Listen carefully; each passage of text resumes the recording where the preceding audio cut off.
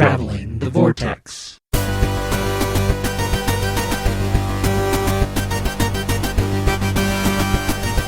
We've stopped traveling the Vortex and joined Captain Jack after the Battle of Canary Wharf in the founding of Torchwood. And everything changes. And everything changes. This is episode 32 of Traveling the Vortex. I'm Keith. I'm Shaun. I was with you and it got so super wordy there at the end. That was take 3 for those listening. Oh, I'm Glenn, by the way. Hi, Glenn. How's everybody doing this week? Pretty good. In the process of moving the studio to its new location. Packing up. I came in tonight and there's boxes all over the place with things in them, and exciting times here at Traveling Vortex. That's right. Studio's moving across town.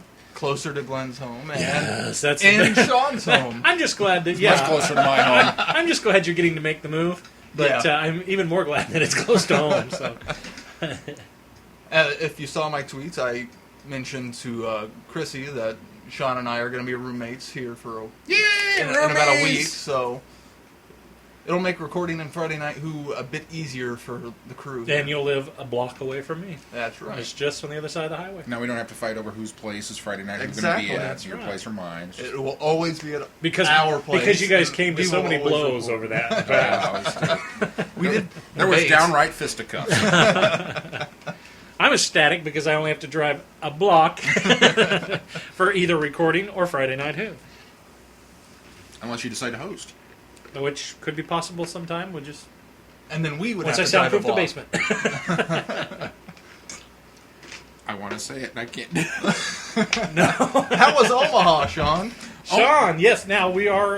This is going to come out late. Everybody will know. This is late, and that's And my it's all fault. Shaun's fault again. Well, Shaun was on vacation, and as the deserved one at that. So, Shaun, how was your vacation? It was a lot of fun. We drove up, and I loved, who was it, Jan, that said, I leave it to Kansans to think that Omaha, Nebraska is a great vacation spot. And when you live in Kansas, it is a great It is, vacation yeah. spot. Any place that's not Kansas Somewhere is else. a Anywhere on the vacation. other side of a border is a great vacation spot. But we went up to Omaha and did the Cocoa Keys Water Resort, which, it was all right. Did the Omaha Zoo, which is always a blast. Got a great zoo up there. And then my personal favorite was the Strategic Air and Space Museum. It used to be Strategic Air Command Museum, and then apparently they got donated like 2 props from NASA, and they had to change the 2 name. props makes it space. Yeah, now it's an Air and Space Museum. One of the interesting things they had up there, they had a, I don't know if it was real or a replica of real or one of the production models, blah, blah, blah.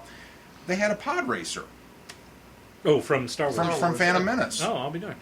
Anakin's pod racer. Yeah, One of 20. probably one of the props. Yeah. That's very cool. I don't know why it was there, but Well, it's a space museum now. yeah. But the highlight of the strategic, and you kind of have to be an aviation nut to really appreciate the Air and Space Museum. Oh, that Which- doesn't include me. I'm just a nut. I am a little bit. I'm of just a a space nut. Yeah, well, you So- probably would have been disappointed. But Yeah, especially after going to Where- the 2 pieces Smithsonian. doesn't where's really the stretch it out. space stuff? But they have a hanging. Well, it's not hanging. It's just it's on like pillars. In the main lobby is an SR-71 Blackbird. Oh, yeah. Oh wow, is it cool? It's the old X-Men plane before they changed it. It was just that's my plane, man. That's the cool. I could go on and on and on. I won't, but it was really cool. Did you represent the Who while you were in I Omaha? did. Did you get molested by a fangirl? I did not get molested. Interestingly by a fangirl. enough, You're Omaha. 32 weeks in, and you both have been to Omaha in the last 32 since we started recording this podcast. Well, not even if you that- don't know, not Omaha even is that only long. 3 hours from Topeka. So Felt a lot longer. Than that. I didn't think it felt that long, but It just felt. I don't know. It just maybe it's because we were tired and slightly sunburned. don't you suppose for On the way us, back, I could for see it us still driving on, yeah. or going to Omaha 3 hours, that's probably the same as anybody that lives in London going to Paris, and it's a whole different country. So yeah. I don't that's think what putting it's it that in far, perspective. actually. Well, that's what I'm saying. Putting it in perspective, then Excuse me. you take It the was- channel. Only I just like to 7 say episodes channel. ago that I got back from Omaha. See, there you go. Yeah. So, Episode 24. 7 It's been really Unless good. my math is wrong. So now, peer pressure, Glenn. It's your turn. I gotta go to Omaha, and I have 7 weeks to do it. take the kids and But Oh, we go to Omaha from time to time because my daughter likes zoos, and we've been to the Henry Doorly Zoo and do that. So, Sarah and a I lot are of fun. planning on going back so we can go to the zoo. yeah. Yeah, you guys didn't get to take it in with Contagion. No. Contagion took up Kind of ate up your whole Saturday. time. Yeah. But I really feel like I need to apologize to everybody who's eagerly awaiting, where's the podcast, where's the podcast, where's the podcast? And, yes, it's my fault. I was on holiday. But unlike William Hartnell, I still showed up for the episode. So I feel like I got one up. I felt like it would be necessary for Keith and I to record the first 15 minutes of it. Yeah. Without you while you were on holiday. And then continue it from there. That's what we should have done. You should have done that, and I could just show up and Right. start talking. In difficult and we wouldn't have explained That's right. anything about it. Next time, when one of us goes on holiday, That's what we're going to do. Well, now we've given it away. We can't do that. Yeah, we can. Okay. Who knows when that will be, so they'll forget by then. That's true. I happen to have a Men in Black flashy thingy. What are they called? Neuralizers? So, Yeah. I everybody call it out the there, flashy thing. it's a flashy thing. Everybody out there listening, ready? Stare right here. See, they don't remember anything. Remember what? Yeah, I don't know. Oh. A silence is in the room behind you. There's a really, I think that's what it is. I think the Men in Black neuralizer is a really tiny silence inside the. And what it is that flash. It's just the door opening. Way to bring it back to Doctor Who. I'm working on it, Well, we're glad which is you had interesting because we're not going to talk about Doctor Who this week. Yeah, Well, we got to do will it a little bit We because will. we have some news. But we're glad you had a good trip and you. you safely returned home and fantastic time. That was the other thing I was telling Keith is they have the not the but a B29. Is that the big one, the Enola Gay? Sure. Okay, they've got one of those. Again, I'm not an aviation. This is a huge building. I mean, I'm not an aviation anything by any stretch of the means. If you so- like airplanes, I'm aviation I mean, something if I flew. yeah, If you count flying. Yeah. that's next on my list. I have flown actually. on a few things, but that's it. The plane that did wind up dropping the atomic bombs, not the plane, not the Enola Gay, because that's obviously in the Smithsonian, but one of those models, and it's huge. I mean, it's just wingspan to wingspan, goes all the way across the hangar. Sitting next to this bomber, they had a hydrogen bomb. A jughead. They did. It looked just like the one I lost, and I thought, wow, Keith would really appreciate this because there it is. It's green, got the yellow stripe on the. The only thing it didn't have was the nose cone because obviously it's been Deactivated. Thankfully. But I did go up and touch it. Which was very brave of him. Well, I touched every. And this was one of those museums that was very, go ahead. So, with You're the not going to exception, do anything to these with the planes. exception of the SR-71, which was up in such a way that you could not get to it. Otherwise, I'd have probably made sweet love to that airplane. But So Shaun went from being an aviation nut to an aviation pervert. they're not all that different. He molested every single plane. In that I was not place. molested by a fangirl, but I did molest some things. Airplanes. But yeah, I touched the nuke, so that was kind of cool. How many people get to say they've done? That wasn't a nuke. Wasn't a It was a nuke. Excuse me, it was a hydrogen bomb. Yeah, that's I atomic touched instead the of A bomb. nuclear. But how many people I could don't know say what that? Anybody who goes to the museum, I guess, could say that. That's cool. Yeah, I thought it was cool. So Exciting.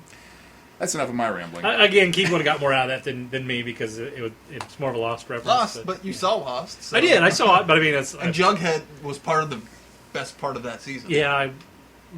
That was the yeah, I time, would that agree. was the time jumping. So. I would agree. And that particular story arc was Really pretty good. Yeah. That thread. So what's in the Anyways, world of news? In the this week? unraveling scarf that was lost. What's in the news this week, New fellas? trailer came New out. Trailer. New trailer! Now, this is the second. A second trailer. Which I haven't watched. A bit You haven't watched the second? I've been on holiday. I didn't get to see it. a bit shorter than the last.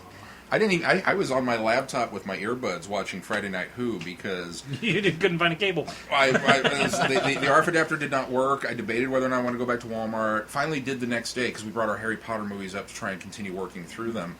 Couldn't get the new one to work. Apparently, the new hotel TV things have blocks on them, so you can't hook stuff up. Ooh. That like, kinda are you kidding stinks, me? Yeah.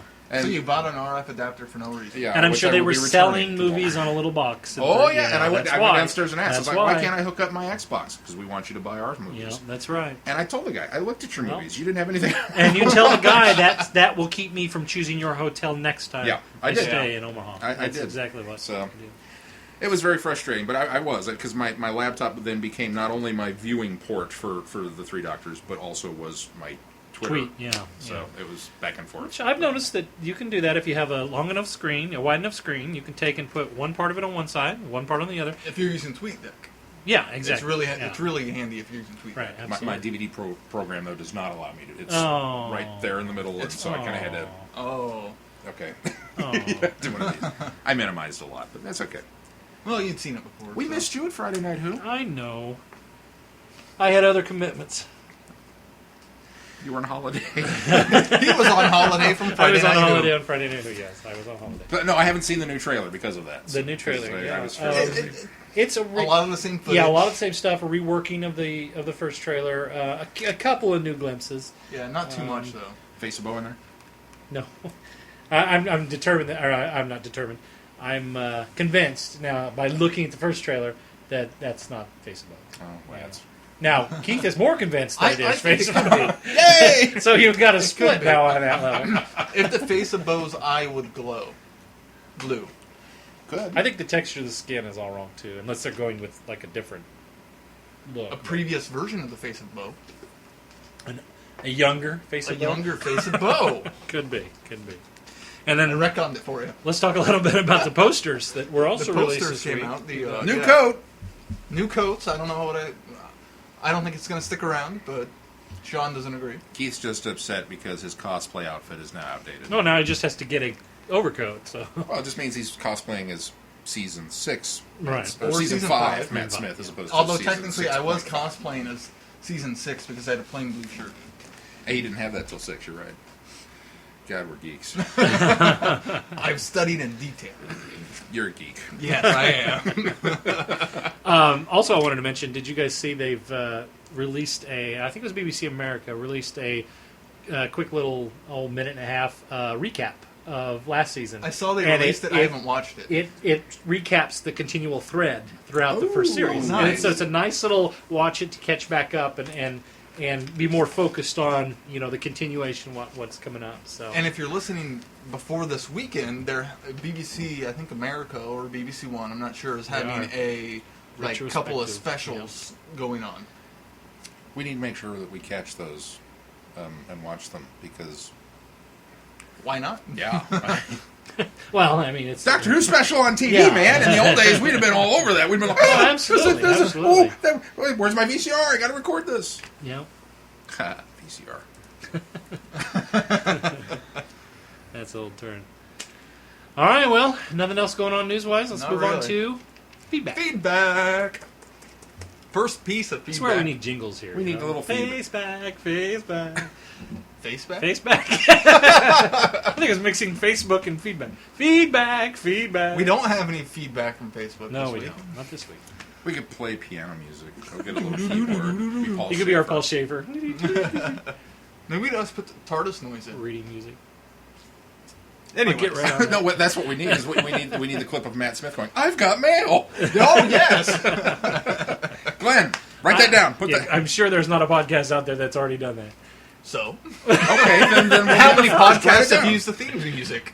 No, I'm saying that's sarcasm. Smell it? Oh. No, we don't get sarcasm here. No. Dear Vortex boys, Not on this show. I'm glad to see you made it through my feedback email. Finally. First, the last week of September, I'm going to Serbia for a study abroad trip, and I'll have a 10-hour transatlantic flight from Salt Lake City to Europe. Please keep this in mind when you record that week's podcast. I'm kidding. Actually, I did sit through 3 straight hours of that podcast, and I didn't get bored or tune you out once. Even when you brought up trials and tribulations, which I didn't know what the heck was going on with that. But you did finally explain it, and I was appeased. It is it's trials and tribulations. Tribulations. Isn't that how it's? Yeah. Well, you said tribulations She spelled it last that week. way. Yeah. I said tribulations. The way I listened back, and the way you said that, because I was thrown off when you first brought it up. I had to go search through the. Wait, what is he talking about? What is he talking about? Then it dawned on me it was tribulations, and then I could have sworn I you said did. You tribulations. said tribulation. I think you knew what you were. I you was knew what trying you were to say talking. tribulation. Yeah, you knew what you were Shaun trying knew to what say. I was talking I knew about what I was instantly. And I did in that eighth of a second. I had to go through the software of my brain and go, "What the heck is he referring to?" Oh, DS9. Yeah, it's the Tribbles. You know. Yeah. Yeah, that episode of Deep Space Nine, not of the original series. Although they Or visit the original animated series. series. Or the animated series, which is, do you know? I can't remember the title. More, But I know. more Tribbles, more troubles. Oh, that's right. As I the knew it first at one was point. The Trouble with Tribbles. So. Yeah. I have it on VHS. Where's my VCR? Okay, but she continues on saying, speaking of Well, that's for me, rendering... didn't you? No, I got those bought them when I was working for Duncan's Movie Magic. The animated? Mm-hmm. Okay. Yeah. Sorry, go ahead. Speaking of rendering in classic Doctors, I actually found this video on YouTube Sunday night before the podcast was released. It's called The 10 Doctors, obviously made before Matt Smith began his tenure as the Doctor. And for it being a homemade video, I'm kind of impressed that they can do this kind of stuff. Even going so far as to colorizing what was originally in black and white. Maybe I'm just easily impressed, but I thought it was neat. So what you guys were talking about, doing a multi-Doctor story with actors who have passed on, may actually be possible. And she includes a link for us, which we will include in the show notes. I went and watched the video. Some of it I thought was really good. Some You're going to be jaded automatically because Matt Smith's not in it. So, and I'm going to be jaded automatically because I have some experience with film production and stuff like that. Not necessarily editing scenes together like this, but considering it's a homemade video, they did a really well job with it. I didn't watch all of it because I kind of lost interest, and it was very disjointed. It didn't tell a story or anything. It was just almost clips of the several Doctors interacting almost. But what they did do was great. It just wasn't cohesive enough to keep my attention for the 10 minutes that it is. I didn't watch it. I was on holiday this week. That's going to be his excuse for everything. It's my get out of jail free card. Glenn. Uh-oh.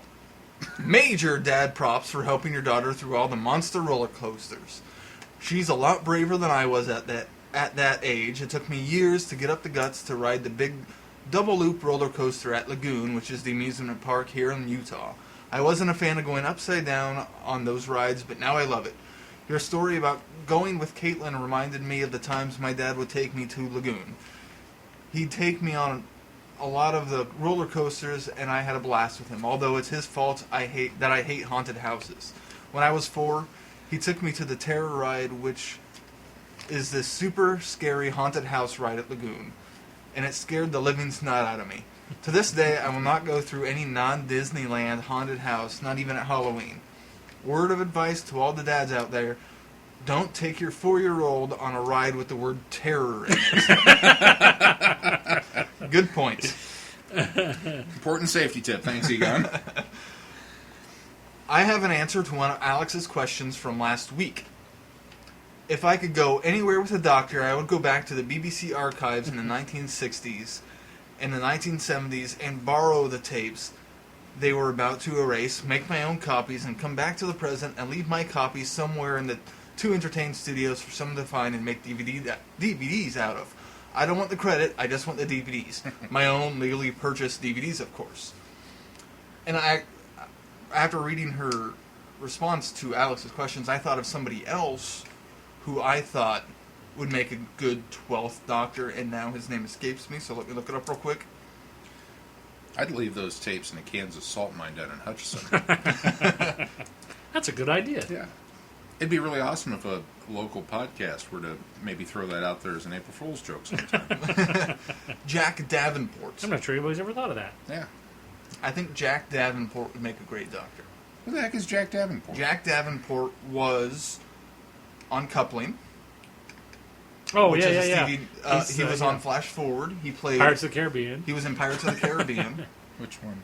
He was Nottingham. Oh, the Commodore. The Commodore. He was Lloyd Simcoe in He Flash would Forward. be a pretty good Doctor. Wouldn't he be a pretty good Doctor? He'd be a very different take on the Doctor.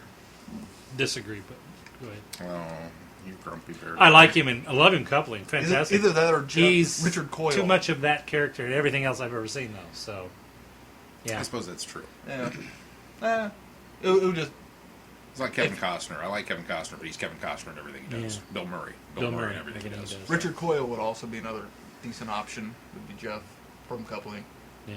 I've only seen him in Coupling, but I really enjoy him on that show. Anyways, back to her email. I enjoyed your take on the 3-part finale of Series 3. Utopia is easily the best of the set. The sound of drums is pretty good, too. The only thing I'll say about Last of the Time Lords is this. RTD committed one grievous sin in this episode. Never talk religion or politics in mixed company. This episode did both. That's both. And That's Dobby, a good point. I never thought of that. And Dobby / Tweety Bird / Raisin Doctor was creepy as hell. Raisin Doctor. I love it. I've heard the Tweety Bird. I've never heard the... I've heard Canary Doctor, but yeah, Raisin Doctor. But Keith's reaction to Jack as the face of Bo, priceless. That's the end of my ramblings. On to your run of the multi-doctor story discussions. Hooray! After a week of discussing Torchwood, which I will politely listen to because I'm sure there will be plenty off-topic tangents, then it's on to the multi-doctor discussion. Chrissy, P.S. I know I joke around with you guys a lot, but please know I love listening to your podcast and hearing all your discussions, whether or not they're on topic or whether or not I agree with what you say. You guys sound like you're having a lot of fun, which makes the podcast so much fun to listen to and interact with. Thank you for continuing to do a good job. Oh, thank you, Chrissy. I want to go back to something she touched on at the very beginning, and she just kind of reiterated there at the end.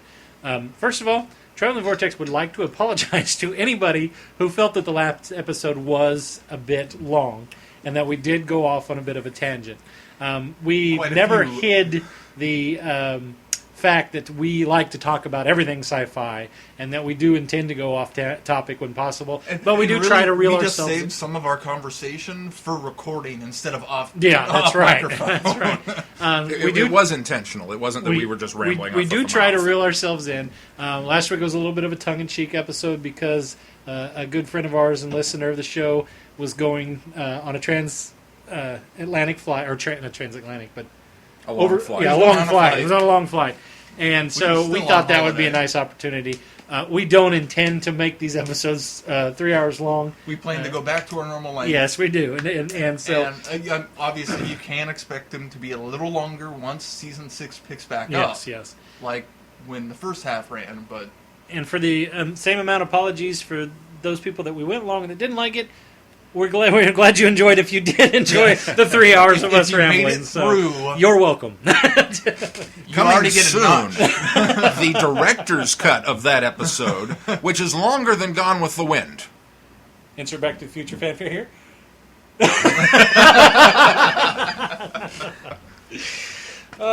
You should totally do that. We should put together a director's cut of no edits. Just here it is. There you go. Including 6 never before heard minutes. This was stuff that should have been cut and wasn't. We have more feedback. More feedback. This is from Mark Lee. Hello, guys. This feedback is Simi-who related. I've just finished season 2 of... Speaking of tangents. Speaking of a tangent, here we go. I've just finished season 2 of Quantum Leap. Good Lord, it's great. Thanks for pointing me in that direction. You're very welcome. Any excuse to get a leaper. Anyway, I'm really interested in looking at some other sci-fi shows. I've heard a lot of Star Trek, Firefly, and this show called Enterprise, or something similar, and I was wondering where to start. Well, that's a loaded question there. Are you ready for a 2-hour explanation? And you thought this episode was going to be short. Does Star Trek come in episodes, or are they movies? And are there any other good sci-fi shows out there that you recommend? I'm really interested to stretch my time travel knowledge beyond Quantum Leap, Doctor Who, and Back to the Future, and you guys seemed rather informed in that department. Thanks in advance from your number one fan in England, since Alex is on holiday, so he's your number one fan in Greece, or wherever he went. I really should pay more attention to him when he's discussing his holiday plans. How did we all wind up on holiday at the same time? That's all for now. Mark McMarmite. Greece, that's where Alex went. He did go to Greece. Which, thanks, Mark, for letting me join in for Friday Night Who UK. Yeah, Friday. I forgot. You did. You set in this that week. That was I loved Revenge of the Cybermen. I'm so glad you liked it. Oh, it was so good. I'm jealous that you watched it without us, quite honestly. I will rewatch it. I know you will, but I like to... And this is one I would own. I like to be present. I jealously guard the vaults of Whodom for you, because I like to be present for when those moments come up and your eyes light up and you go, oh, or whatever it happens to be. I enjoy that stuff. And you were like, I'm going to do this. And I was like, oh, man, that's a good one, too. So... But I'm happy you enjoyed it. I really And I'm happy it went off without a hitch this week. Yeah. Yeah. Just get Keith to show up and you'll have no problems, I suppose. Which, Mark and Alex, I probably, if you are doing Friday Night Who UK, I'm going to be moving, so I won't be able to join in for Dragonfire. Yeah. And I got to go to the DMV because it's my birthday. On Friday? Friday. You're That is moving coming on up. your birthday? Yeah. It's only going to take a couple hours. Happy in the birthday. morning. Well, you're not even going to be at work. I won't know. even see you. You will see me for Friday Night Who. Oh, that's right, I will. Because I will be there this week. My big birthday celebration will be the 5 Doctors. That's right. Were you not there for his week off? I only took one day off. Yeah, I was there. Yeah. He was in Omaha. I was there. I was in Omaha. He was gone. You were at work, right? On Friday. On Friday. No, he wasn't at work, and we're not going to talk about this. Oh, that was okay. I thought it was just okay. I thought you were having an evening holiday. Okay. No. Anyway, Quit trying to bring it I'm up. not trying to bring it up. I honestly didn't know. it was. You were going to get calls. Anyway, You want to address the Star Trek briefly, yeah. or you want me to, so you don't go into No, a long I'll do tangent? it. Star Trek is It started as a television series, was an animated series, was a movie series, became another television series, another television series, another television series, and another television series, and then a reboot movie. and then another movie. That's it in a nutshell. There you I go. wanted to see if we could do it. And then there were a series of movies to go with the other series, TV series. Yeah, there were next gen movies as well. Where to The start? movies were happening alongside with Next Gen. They started before Yeah. Next Gen Yeah. started, and And were going continued concurrent through. to Next Gen, and even after Next And Gen then left television, Yeah. Next Gen then took over the movie roles, in yeah. the movie. Yeah. Where to start? I mean, wow. Do you If you really you enjoy really want to go classic Who, chronologically?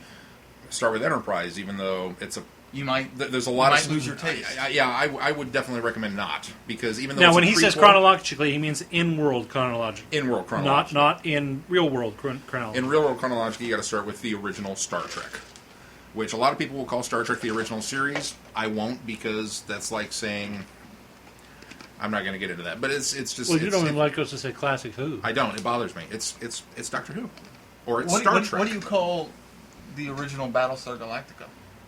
Battlestar Galactica. What do you call the No. rebooted Battlestar Galactica? No. See, I think BSG. Oh, okay. I think what his reasoning doesn't apply there, because those are two Because totally separate, it's not different continuing entities. It's not. Yeah, It's not, yeah, it's not okay. continuing. the There, story. that is an original series and a new series. Yeah. That is the epitome of original and new. Whereas Yeah. Doctor Who, it's he doesn't like classic and new Same- series because same- it's all congruent to It's each all other. Doctor And Who. same thing with Star Trek, even up to the quote-unquote reboot movie. Well, even the reboots in universe, Yeah. I mean, it's a reboot, but it's not.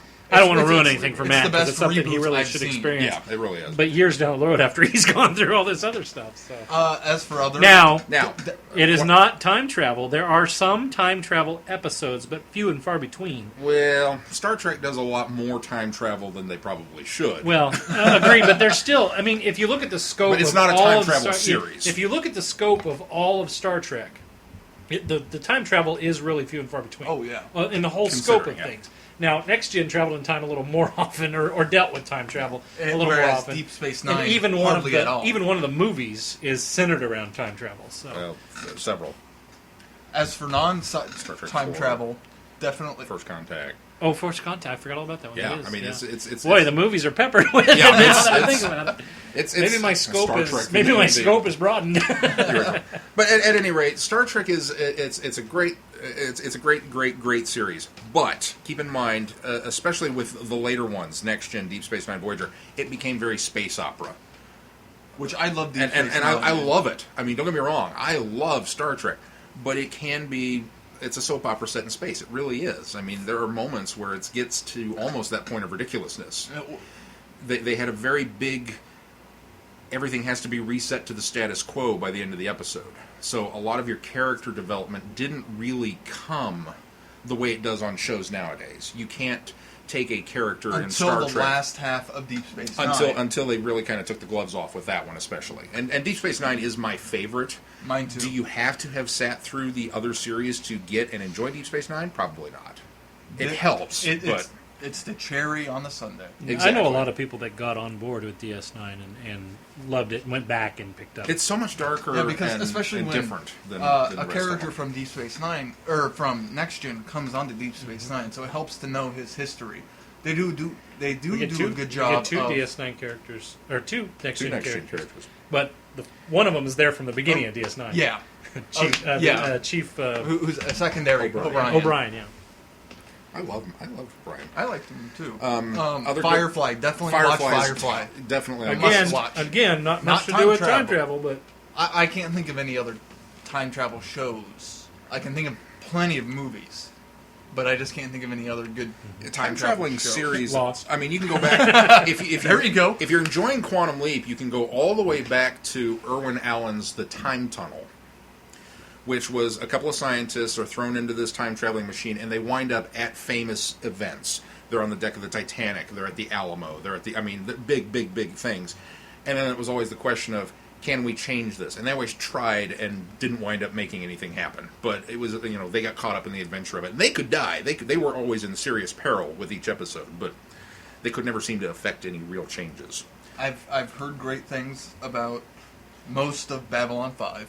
I haven't watched it personally.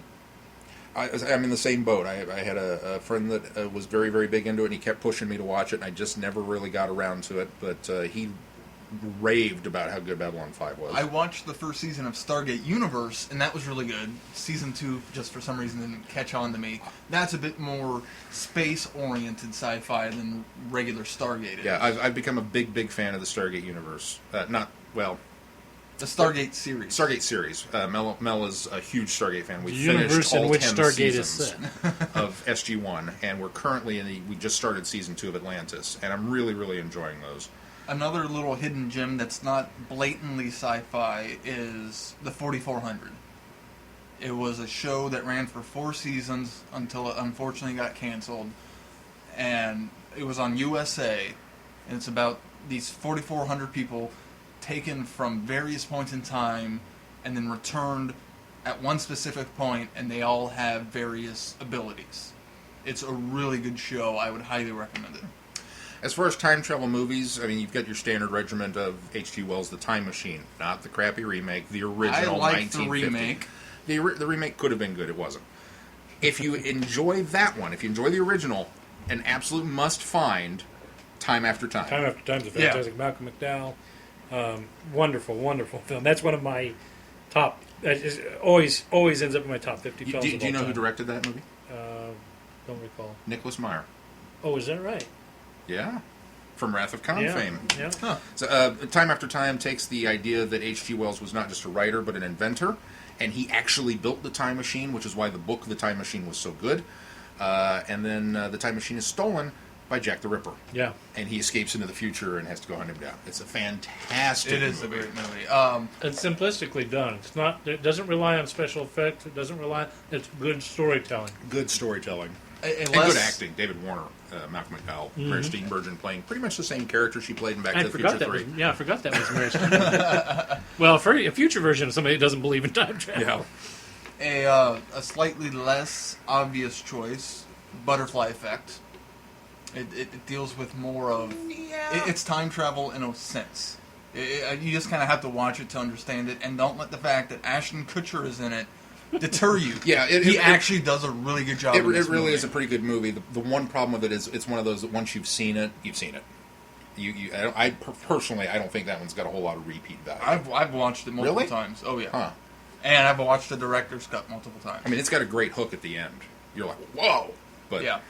Ones to stay away from: Time Cop, and what's the one with Mark Hamill, where he's also going through time fixing things? What was that called? Time Tunnel, Time. I don't remember that one. Time Speed, Time something. That was bad too. Now, see, I like that was a Time B Cop. film. One that's not quite as good, but I still liked it, was Timeline. But I'm also a Michael Crichton fan, so I enjoyed I've the book. heard most of the people I've talked to said stay away from that one. As a time travel geek, I liked it. That's true. You are Of course, of the three of us. You're definitely more time travel. Oh geek yeah, than me. Yeah. He's our resident time travel movie geek and resident zombie movie geek. Yeah. If it has time travel Oh, in if we it, could have time traveling zombies, he would just about. He'd have an aneurysm. Well, his brain would we explode. sort of had that in Jason X, but or Jason 10. Actually, I heard somebody refer to it as Jason 10 the other day. Now, I understand the implication of the X was that it was the 10th Jason film, but I'm trying to think if there's any other really standout. I'm trying to think when we get to go back and start reviewing Torchwood. I'm right. We've given Mark a plethora of options We're now. probably if you have any other questions or want more suggestions, just email us. Absolutely. And Oh yeah, and we can respond off. Shaun off at air, travelingvortex.com. Keith at travelingvortex.com. Glenn. Not that I don't care, but they have a lot more vast knowledge of science fiction than I do. What you do is you I even liked Hot Tub Time Machine because I had time travel. It was Back to the okay, Future we're, White. we're done. We're done here. If you don't want me to turn into Grumpy Bear right now, we're not even going to discuss that. Here's what you do. You email me, you email Keith, we'll give you a whole list of things, and then you can email that list to Glenn, and he'll go, no. The voice of reason. It just depends on Hot Tub Time Machine gets a nix right now. No, you don't even have to email me It on was that one. dumb fun. I went into it expecting to see an old John Cusack movie, Well, and I ended up seeing That's your an problem. old John Cusack movie. That was the genius of No, that film. that was not the genius. It was No. a spoof It of didn't John work. Cusack It didn't films. work. That's the problem with it. It was just an old John Cusack trying to do an old John Cusack movie.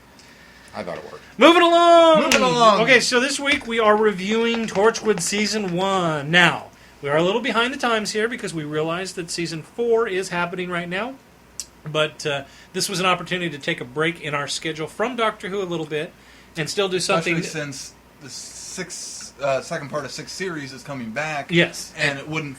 We didn't want to start Series 4 until afterwards. Quite honestly, that's what we're doing. Is we're kind of buying time until 6.5. We have technically shoehorned in this episode, but it we coincides feel that with me finishing it. Yeah, absolutely. Keith's done with it now. We're at an opportunity to talk about it, and this also allows us to spread Torchwood out over the next year or so, and we'll eventually tackle all of them. Season 2. I kind of wish Children we of were Earth. talking about Season 2 because the first episode was fantastic.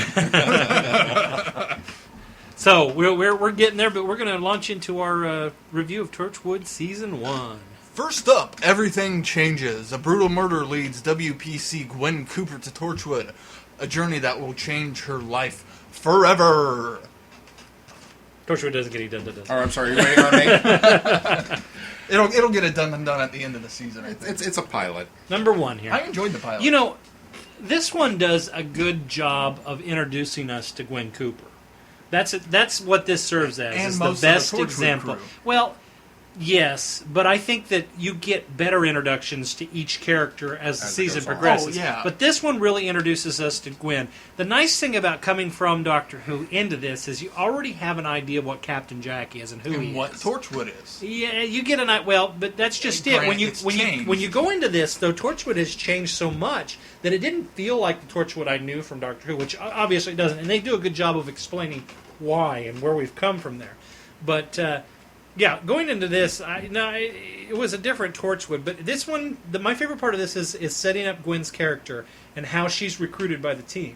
Oh, and I thought that was wonderful. And just the subtle little nods to Who that if you didn't watch Who, you wouldn't get it and think, you never what would've gotten are they it. talking about? But the fact that the Hub. corner of the hub is underneath the corner of the slab of concrete that the TARDIS The ridge, materialized, basically on the rift. Yeah, the, and time rift. and that's why the concrete can go up and down. The whole time rift story or issue. I mean, there's so many little. The Doctor after. This is jumping to the very end, but after it's revealed that Captain Jack is immortal or can't die, he mentions a certain kind of doctor, which obviously is our doctor. Right. Which it's just all those small little details. Even the hand in the jar, you see that and you're like, could that be? Yeah, which is nice because that made a good transition later. Oh, yeah. Back into Doctor Who. And it really worked its way back in there. while we're on the subject of, I can't remember what episode it is, so I might as well bring it up now. There's one scene where you see the Doctor's 3D glasses Oh, is that right? hanging on the lampshade in Jack's office. Oh, I never noticed that. Yeah. I'll be darned. I didn't notice that either. Actually. Maybe I didn't. I'd forgotten because that's the kind of thing I would have noticed and gone. I'm not sure detail why the about. Doctor's 3D glasses would be there because Jack wasn't. Well, I guess he showed up at Canary Wharf afterwards. In fact, he was one of the reasons they cleaned that up and covered it up. Yeah, that's right. How would Okay. he have the Doctor's hand if that happened all the way back Well, to but Christmas? he was. and Canary Wharf happened. 3D glasses are different than a big giant hand. Well, I guess it's true. I mean, he recognized the events that happened with the Sycorax, and so he went looking for the Doctor in that location. And so when this hand comes down, it's a good assumption that that's probably what that is. So, Wow, see, timing. 3D glasses, unless you were there knowing what he was What was using the going 3D on. glasses for, that was a little harder. But I do like the the conscious nod from It's the just- production it's just- crew to yeah. say, hey, somebody might see this and think, hey, it's the Doctor's 3D glasses. So Yeah. I like that a lot. I want to go back to something you'd said when we were discussing Torchwood, and I wrote it up on my kind of overall review of Miracle Day. I referenced you when you said Torchwood is the cherry on top of the Doctor Who sundae, and you don't need it to enjoy it, but having it just gives it that extra bit of flavor, that extra bit of. And I never really thought of it in those terms, but hearing you put it that way makes so much sense for this entire show. The little nods that the production teams are, the 3D glasses, the hand, the different things, and some of it's plot related, and some of it's just there because it's cool. Yeah. But it does. Set dressing. It so much fits in, and I'm hoping, and I'm kind of sort of directing my comments at one listener in particular who doesn't like Torchwood, and I'm not going to expect her to suddenly like Torchwood. But she's watched it. She watched part of it. I don't ever remember Holly from Wisconsin saying she didn't like Yeah, Torchwood. maybe I'm wrong, but I thought you said she watched the first season. I think it was Children of Earth that she watched because that's the one that got all the hoopla, or at least she watched part of it. And admittedly, yes, That's a huge jump forward. It's a significantly different show at that Much point. darker. Even this is a significantly different show than Doctor Who. Well, Children of Well- Earth is about 10 steps removed from this. Yeah, So I'm absolutely. sure it is, Yeah, but- that's just it. If you take the dark edgy of this and multiply it 10 times of season 1 and multiply it 10 times, you get season 3, and that's. But I'm not out to convert anybody with our talk here with this. I'm just hoping that we can keep a little bit of an open mind. That's where I'm going to throw that out there. Look for that cherry. Honestly, the one problem I've got with Everything Changes, I'm not a big Gwen Cooper fan. Oh, I was okay with her at first, and then as the season grew on, I began to hate her and hate her. See, but I think that's. We'll get into that a little If bit. you're I supposed think to hate her, they're doing a great job. that's the fault of the writers. I think that season 1 suffers from some very poor storytelling and some very poor disjointed characterization of Gwen. Because I think Gwen Cooper then becomes the Gwen Cooper that I wanted her to be when season 2 rolls around, which I know we're getting ahead of ourselves here, but Gwen has ebbs and flows in this, where there's sometimes I like her and sometimes I absolutely hate her. I like her in Torchwood. I don't like her outside of Torchwood.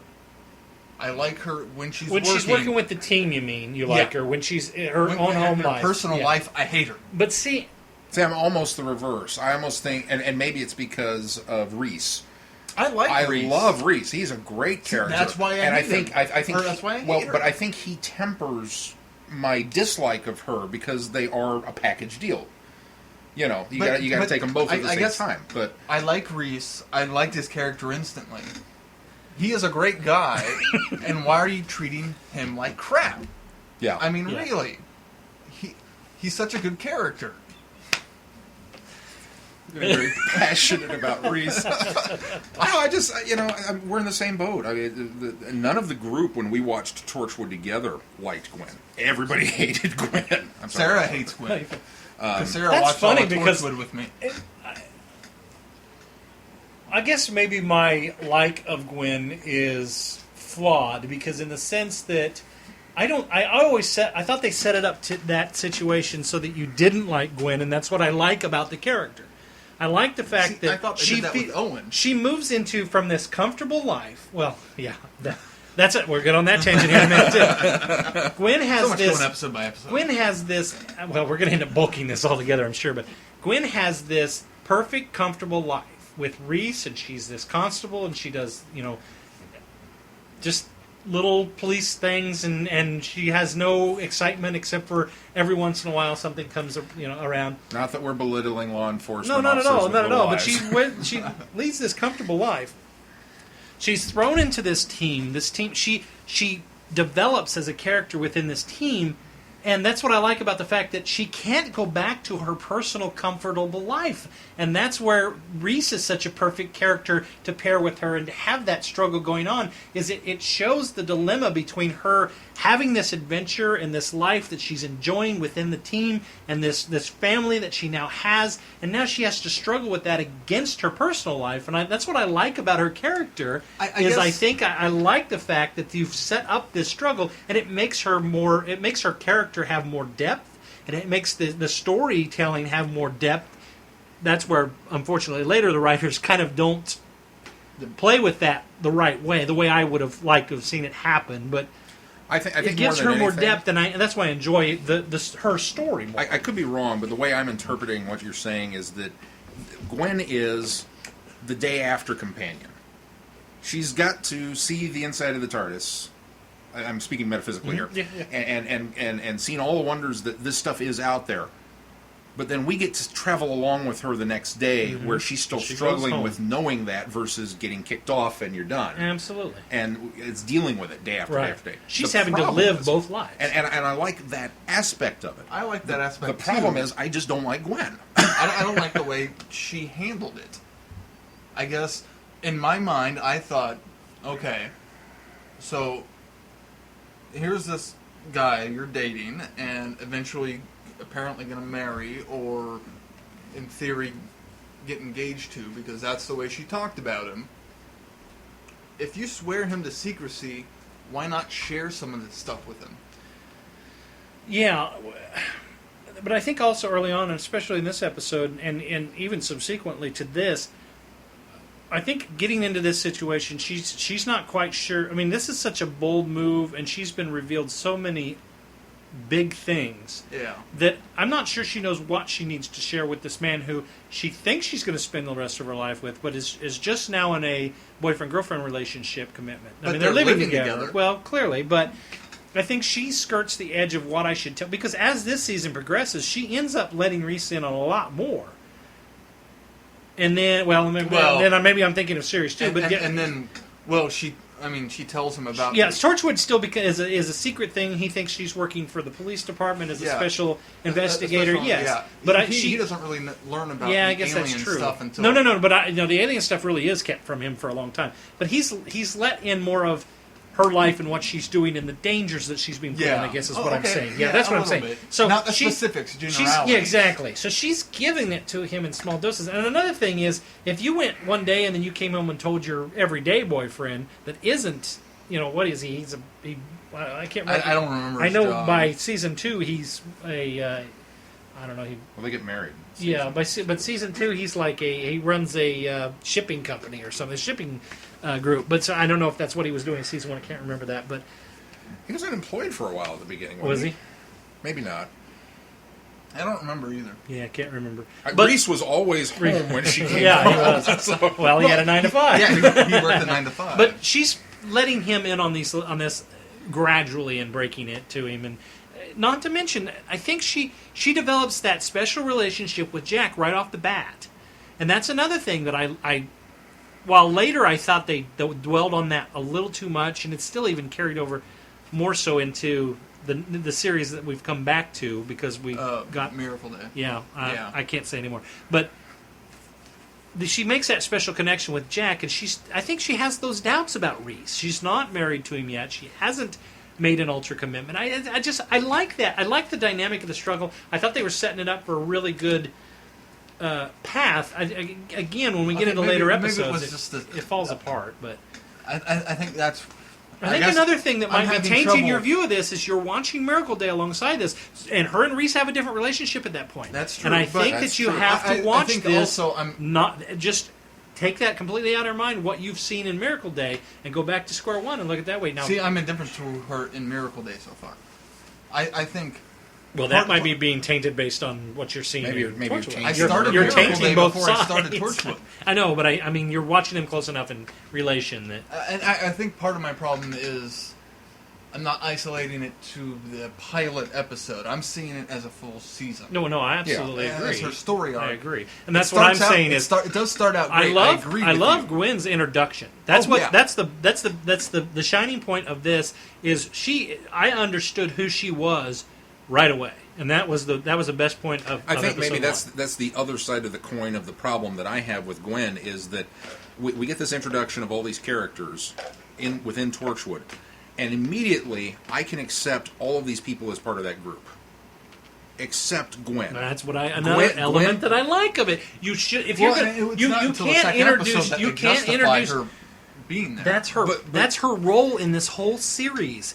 She is the outsider looking in that happens to get on the inside and has to be the moral compass for this group because they are so tight-knit, work together for so long that they all have this universal mindset of how things are done. And she's the reason, the voice of reason. She's the conscience that's introduced into this. Well, and that's the no, good side. that part of You're it is, arguing all the good things about this. that part of it is fine.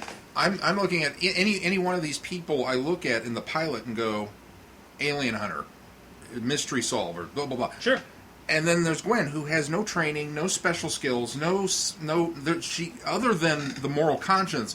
Which I'm sorry, you could go get a pen pal online and say, "Hey, should I do?" I mean, if you needed a moral conscience, go get Jiminy Cricket. You don't need Gwen for that, and put her in danger every week. But that's no. But that's what you get out of the first episode. I think she comes into her own, and by the end of this season, and I think even more so in season 2. But we're not going to get ahead of ourselves.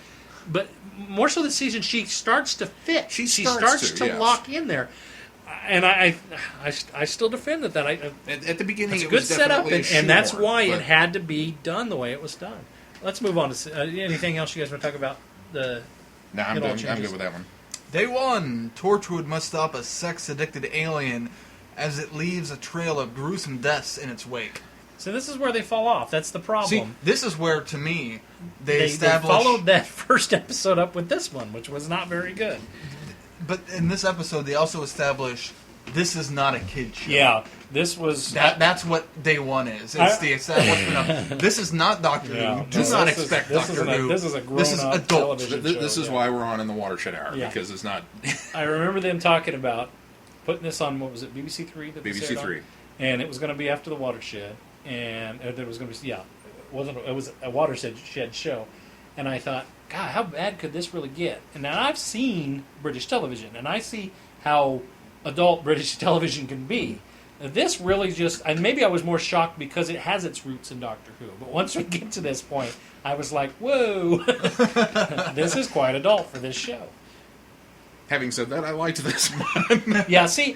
Personally, I'm the pervert. So it's a good one-off episode. That's exactly it. I mean, it's Monster of the Week. And that's what most of this season is, a one-off episode. And I understand you have to do that when you come off a character-building episode, but I wanted a little... I think there was a little bit more of expansion than they do in this. There is. There's a little bit. There's character... In fact, I think Owen gets a little bit more of a piece.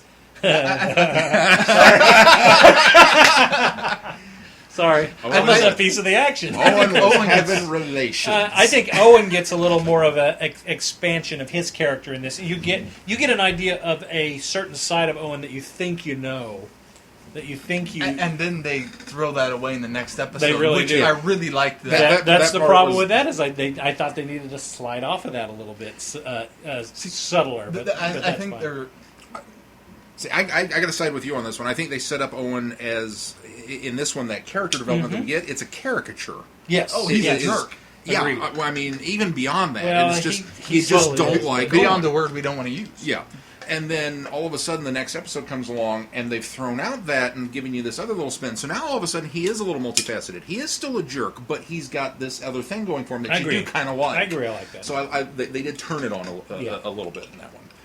But I still thought they needed to slide off of that caricature that they started with a little slower. There needed to be a little more of a slower slope. It seems like we get a broad turn by the time we come around to season 3 or episode 3. But 13 episodes, you only have so much. Well, time. That's true. Yeah, they are limited to a 13-episode story arc. So. Let's get to the one Keith's dying to talk about. Yeah. Well, no, I still have one more before that one. Oh, do you? Yeah. Oh, you do. You're right. Ghost Machine. An alien shows visions of the past to the Torchwood team, bringing a long-buried crime to the surface. And that's the one where Owen really shows his sensitive side. See, and I don't see it as it's too quick of a term for me, but I do like the two sides. I see it as he has this hard edge, but yet he also has a sensitive side. He's like, what has the soft creamy center? He's like a Rolo. Yeah. He's got the tough outside and the soft, the soft, chewy inside. It was again, character development wise, Ghost Machine was a good episode for giving us a little bit more within these characters they've set up. That's all it does. That's all it does. As an episode, I didn't like it. The story I thought was weak. The story is weak. And in fact, I was very surprised that Torchwood made it beyond... Well, I think they already had 13 episodes commissioned, but I really... I don't remember what the viewership what happened to the viewership after the third story, but it wouldn't have surprised me if I went back and saw that it had fallen off, because it really, that was the one where I thought, oh, this is the hump. If they can get past the third episode, this is going to be okay. Well, and it also makes me think that's why the next one is placed. targeted that way. But yeah, if this had been on Fox here in the States, it wouldn't have made it. Worked. It would have folded after episode 3. Absolutely. And this was, I think, one of the 2 episodes, Sarah, that I watched without Sarah. Was Ghost Machine or was Ghost Machine? Yeah. It was okay. It wasn't. I didn't like it. I didn't like this. It was and there was it was a subpar. You're going to hear this a lot from me as we reference other shows. It was this. Torchwood is the British X-Files. It really is in that same vein. We've got paranormal things going on. We've got this team of investigators that are going out, and they're kind of sort of government sanctioned, but not really. And they go and investigate this. This felt like a very poorly done X-Files episode. This is one of those that you watched. This feels and you went, the most X-Files of all of them. I would agree. Yeah.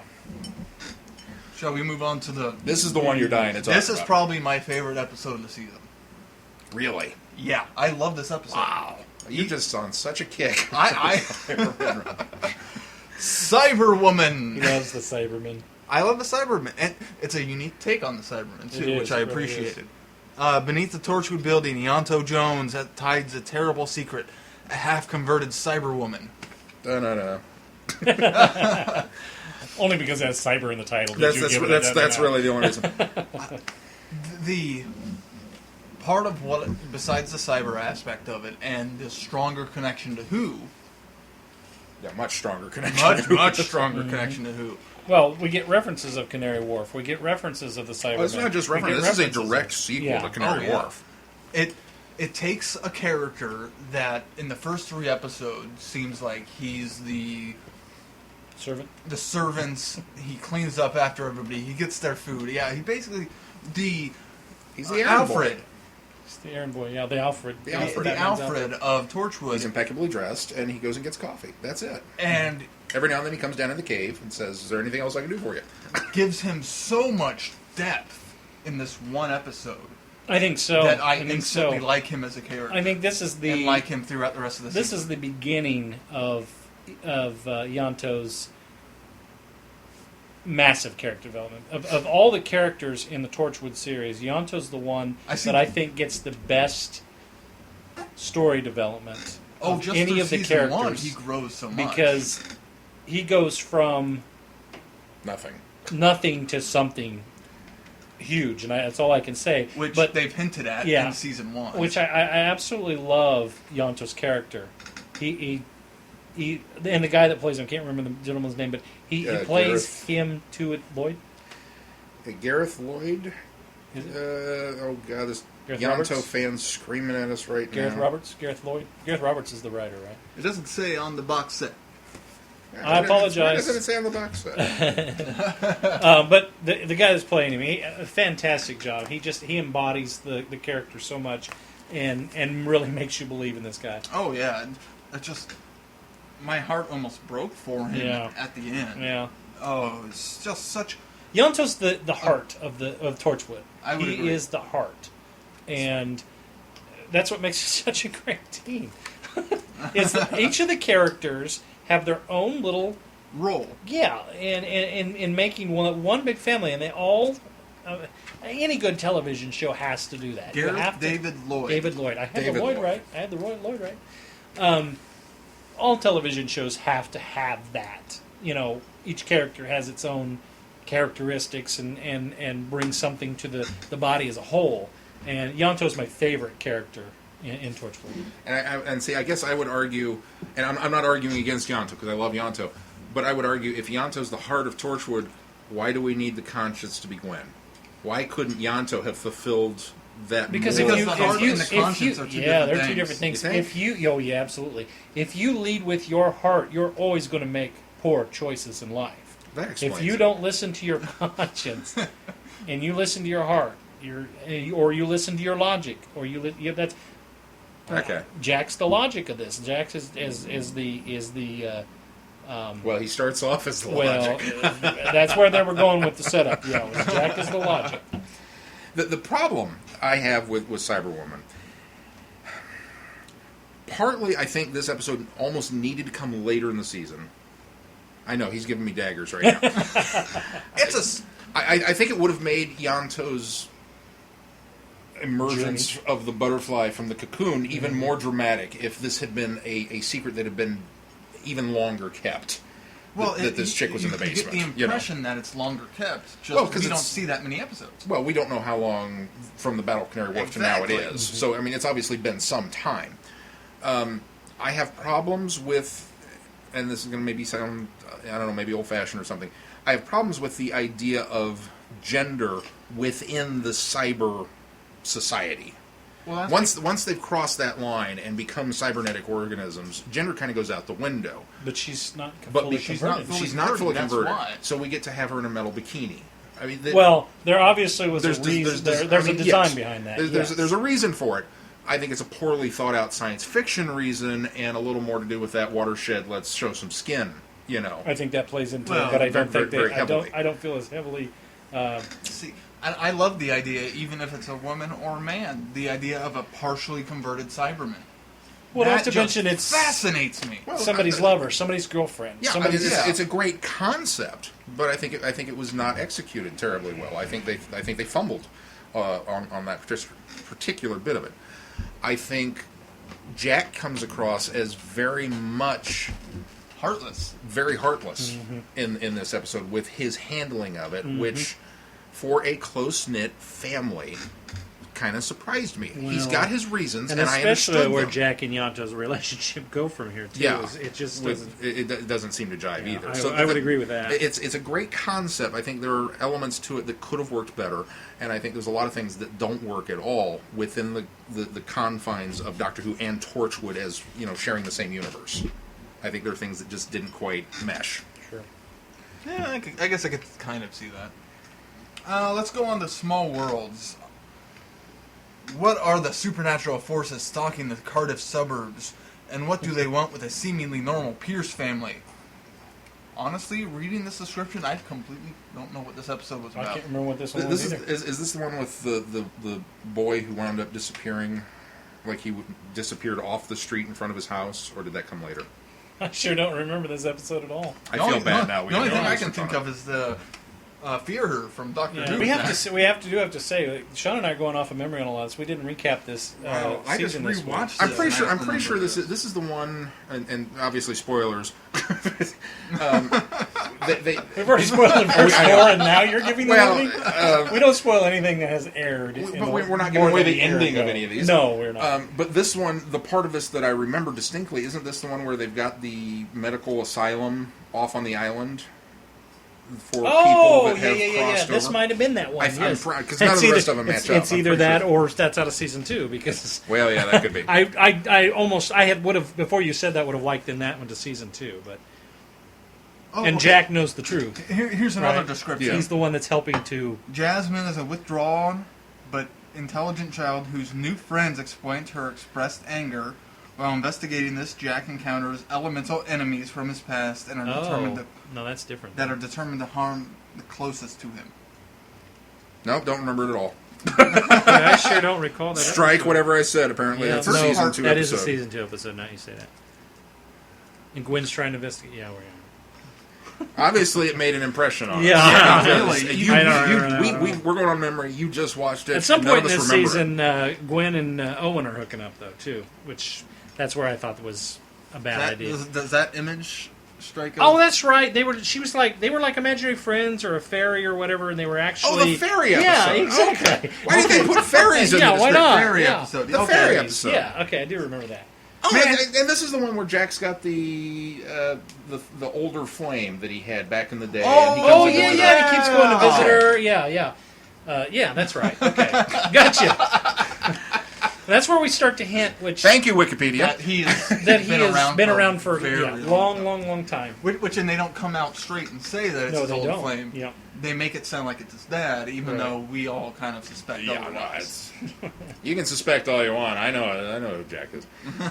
Again, this is one of those, we get a little character development, and I'm going to sound like an expert talking about this now when I couldn't remember it 5 seconds ago. Right. We get some Jack development. You get some Jack development. You get those tantalizing hints as to his background.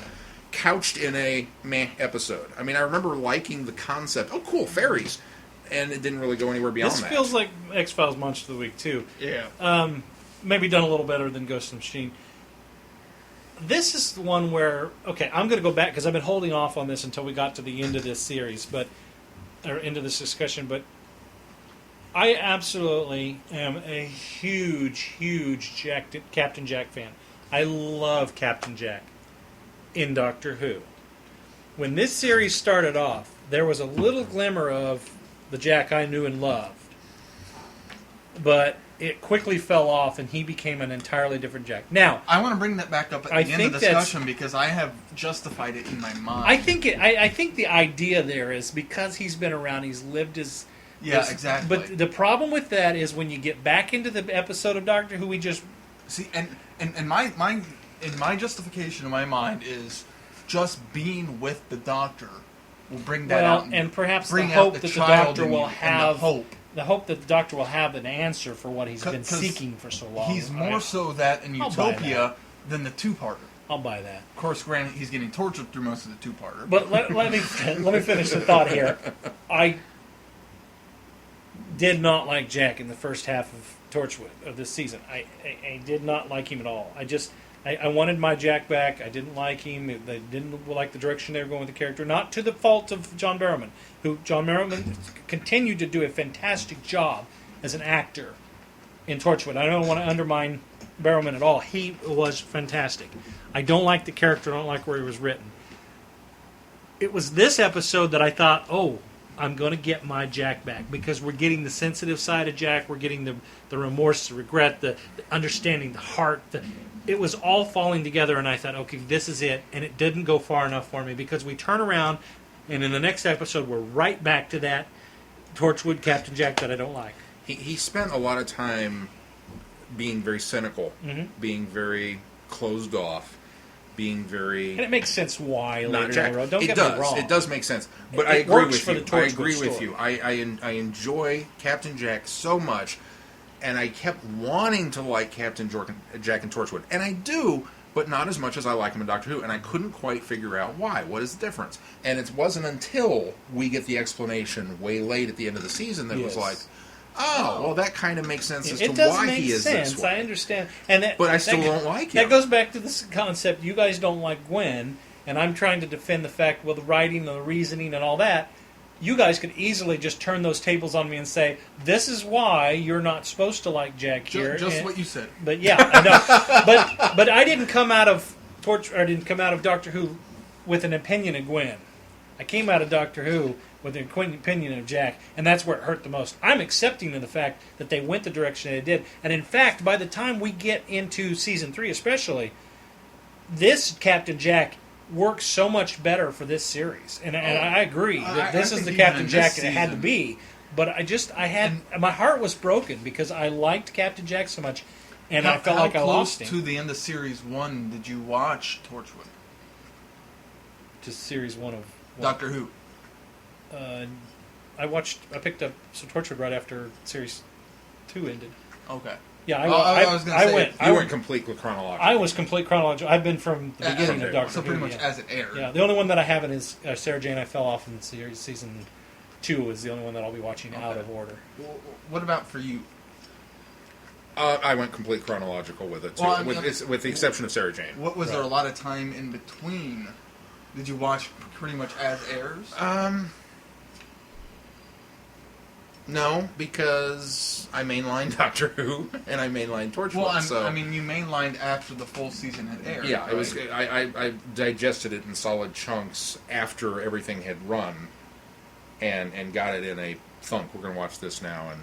So you watched series 1, watch waited, series 2, watch series 2, Yeah. then watch Torchwood. Yeah. Okay, then my argument just goes out the window.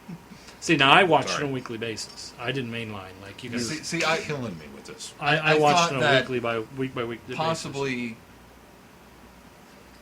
because it has been so long since I've seen Captain Jack on Who, that I was able to forgive the change of character. Oh, maybe. Yeah. That was my part of. Well, but it's been a while since we I've hadn't seen him. even if we watched it chronologically, we had an entire year off. That's why I said my argument falls apart. Yeah. Okay. Let's move on to Countryside. We got to get through these. Torchwood investigates a series of gruesome deaths in the Brecon Beacons, only to confront a terrifying enemy. Now, this episode to me felt like X-Files. More so, actually. It's funny. I didn't think this when I was watching this, but the more we recall a lot of these, I agree. I think X-Files. This felt like an episode of Supernatural. I feel like I owe you an apology, Shaun, because for the longest time you kept saying, "Yeah, Torchwood's really a lot like a British X-Files," and I kept defending it, saying, "No, it's not. It's different.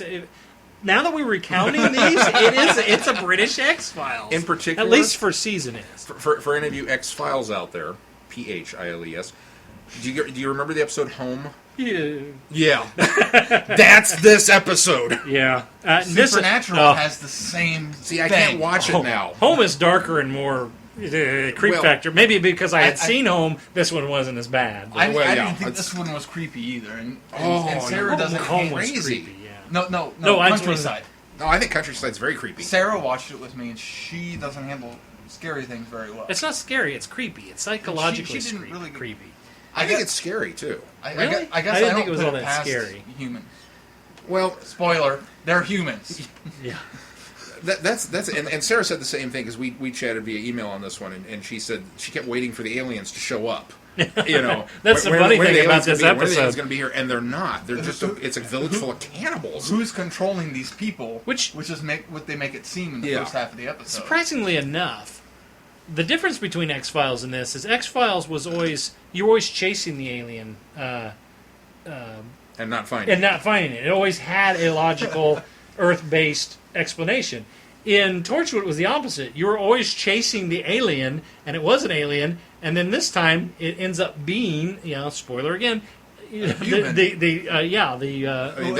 And the same spoilers for you guys because you haven't seen it, but there is an episode of Supernatural where it's almost the exact same story, except instead of a village, it's a small little band. See, and that's why I can see maybe you didn't like this one quite as much, since you had already seen the same story. And the Supernatural, I thought, did it creepier.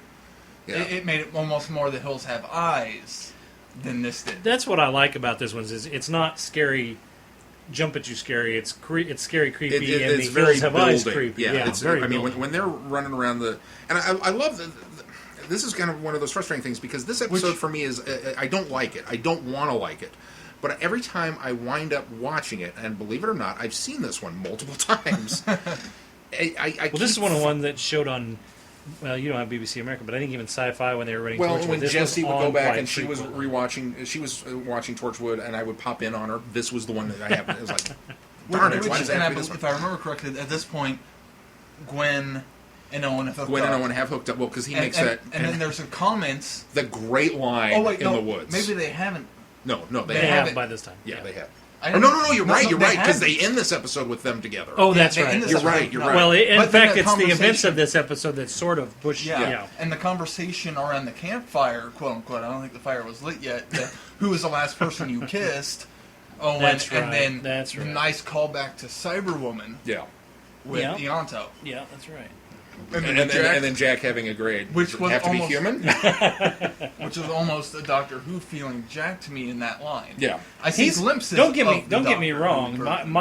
My Captain Jack from Doctor Who surfaces every so often at Torchwood. Don't get me wrong. It's a dark and jaded version of the same character who lets that lighter side out again.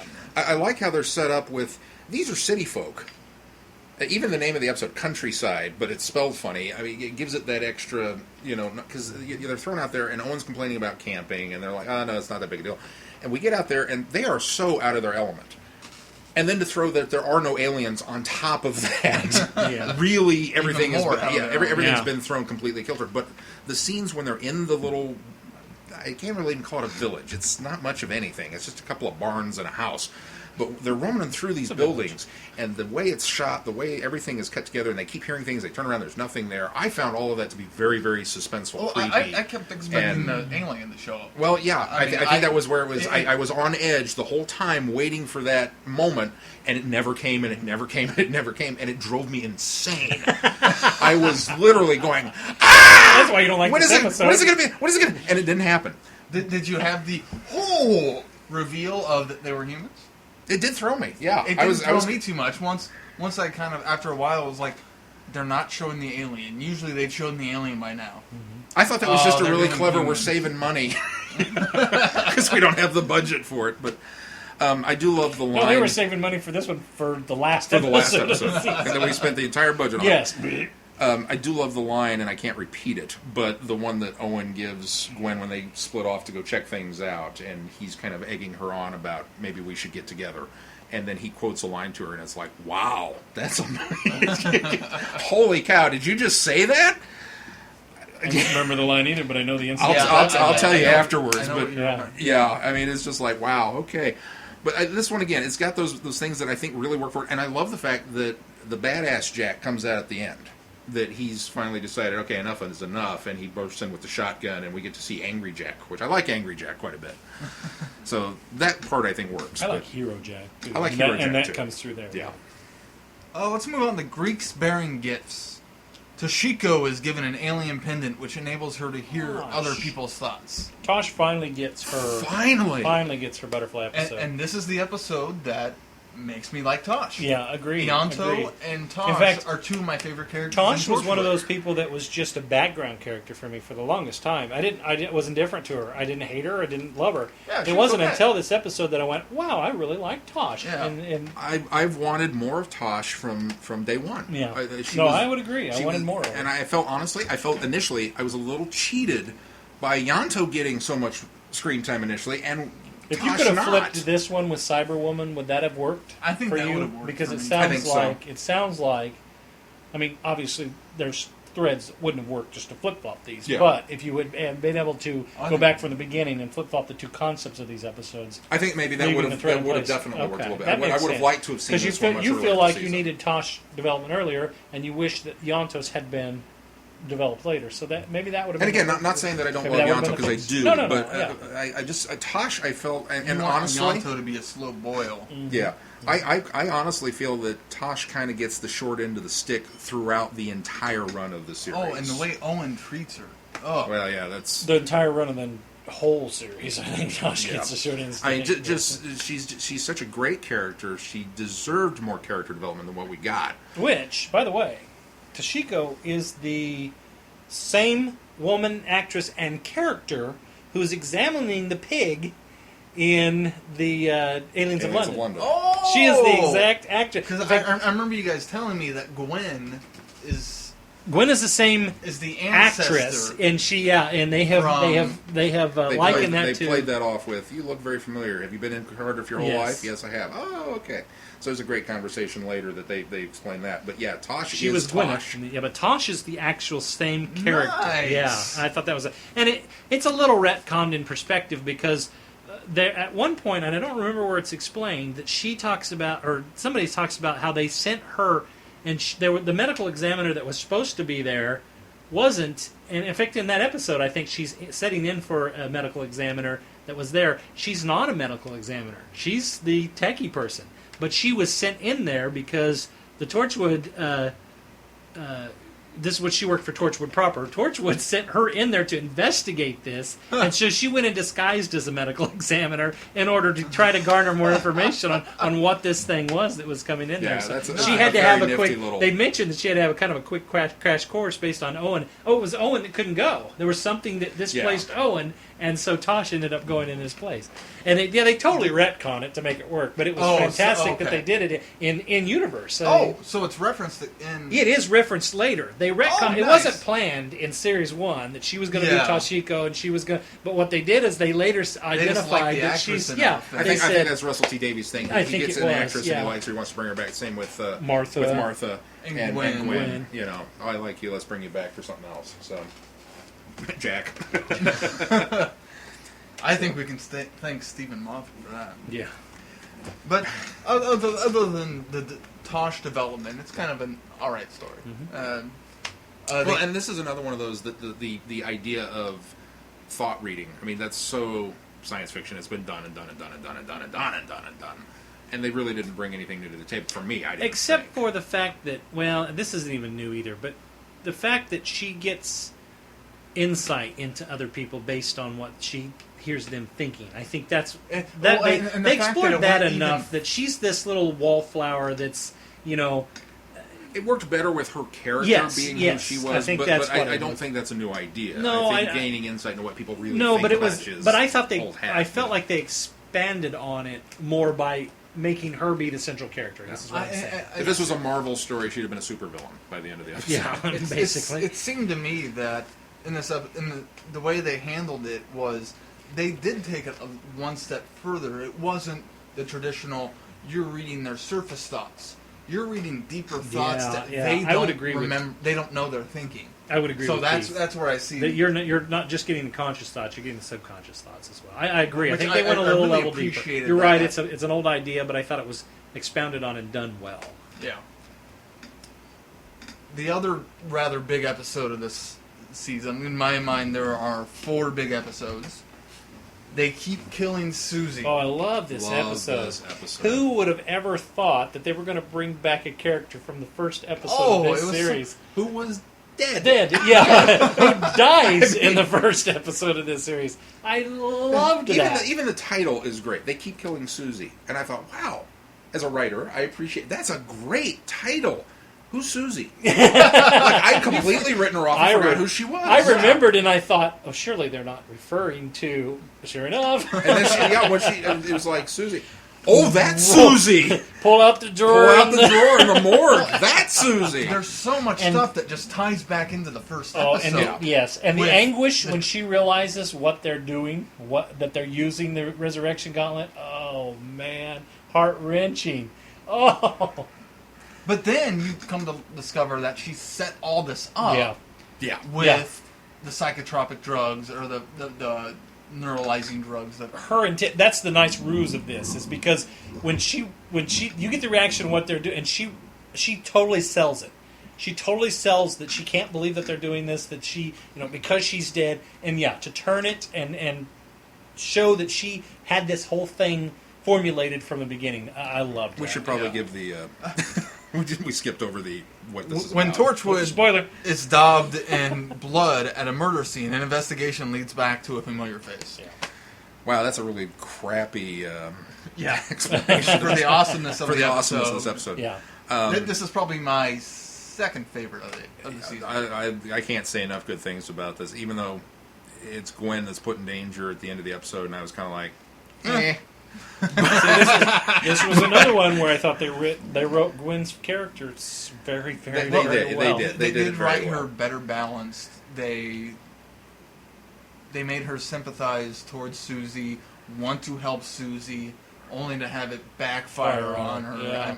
But at the same time, it was kind of predictable, as at the point of she decides to help Susie, it's almost like, wait a minute, something's not right now here. You're doomed. Yeah. Gwen, this is my problem with Gwen. Gwen would be the one to go, no, the Daleks could be okay. We just don't understand them.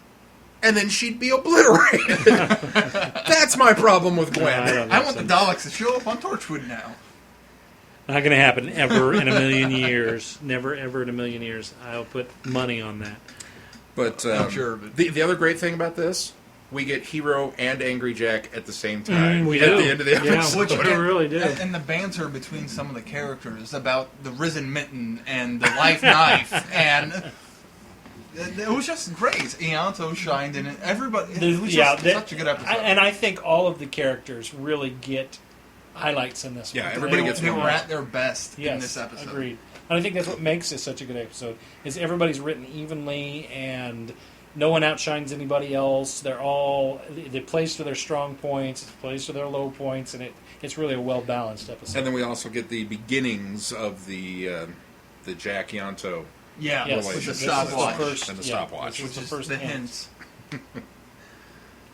Well, so we don't drag out, they keep killing Susie, let's move on to random shoes. when Eugene wakes up to find himself A, dead, and B, This invisible, was funny. I liked it. he knows I only like this one Gwen a couple Cooper ways. can help him. Yeah. You know what this was to me? This was Torchwood's Love and Monsters. I would agree. I'd agree. Or Jose's Chung from Outer Space. Or this was. Now, did you like it? I enjoyed it. I thought it was fun. Did you like it better than you liked Love and Monsters? It's set within the same, not comparing episodes, but set within the same context of a Torchwood Light episode that we're going to focus on, somebody completely outside of the group. No, I didn't like it as much as. No, we didn't Love get a and Monsters. Christmas episode out of Torchwood. We didn't. That's They gave us a Torchwood Light, and they didn't make a Christmas episode. Because liked that's this why one. the Doctor Who gets to do a Torchwood Lights. That's why we get a Christmas episode, because they do. Okay, never mind. Yeah, I got you. Okay. I knew where you were going with Okay, it. good. I just Which didn't care. really, it wasn't Torchwood Light. It was Captain You know where I was Jack going, you just Light, didn't but want it to was tag Gwen on. Heavy. Well, Jack and Because he's Yanto, Well, it is, following yeah. Heavy Gwen around. Jack and Yanto were busy Apparently with the stopwatch. having relation.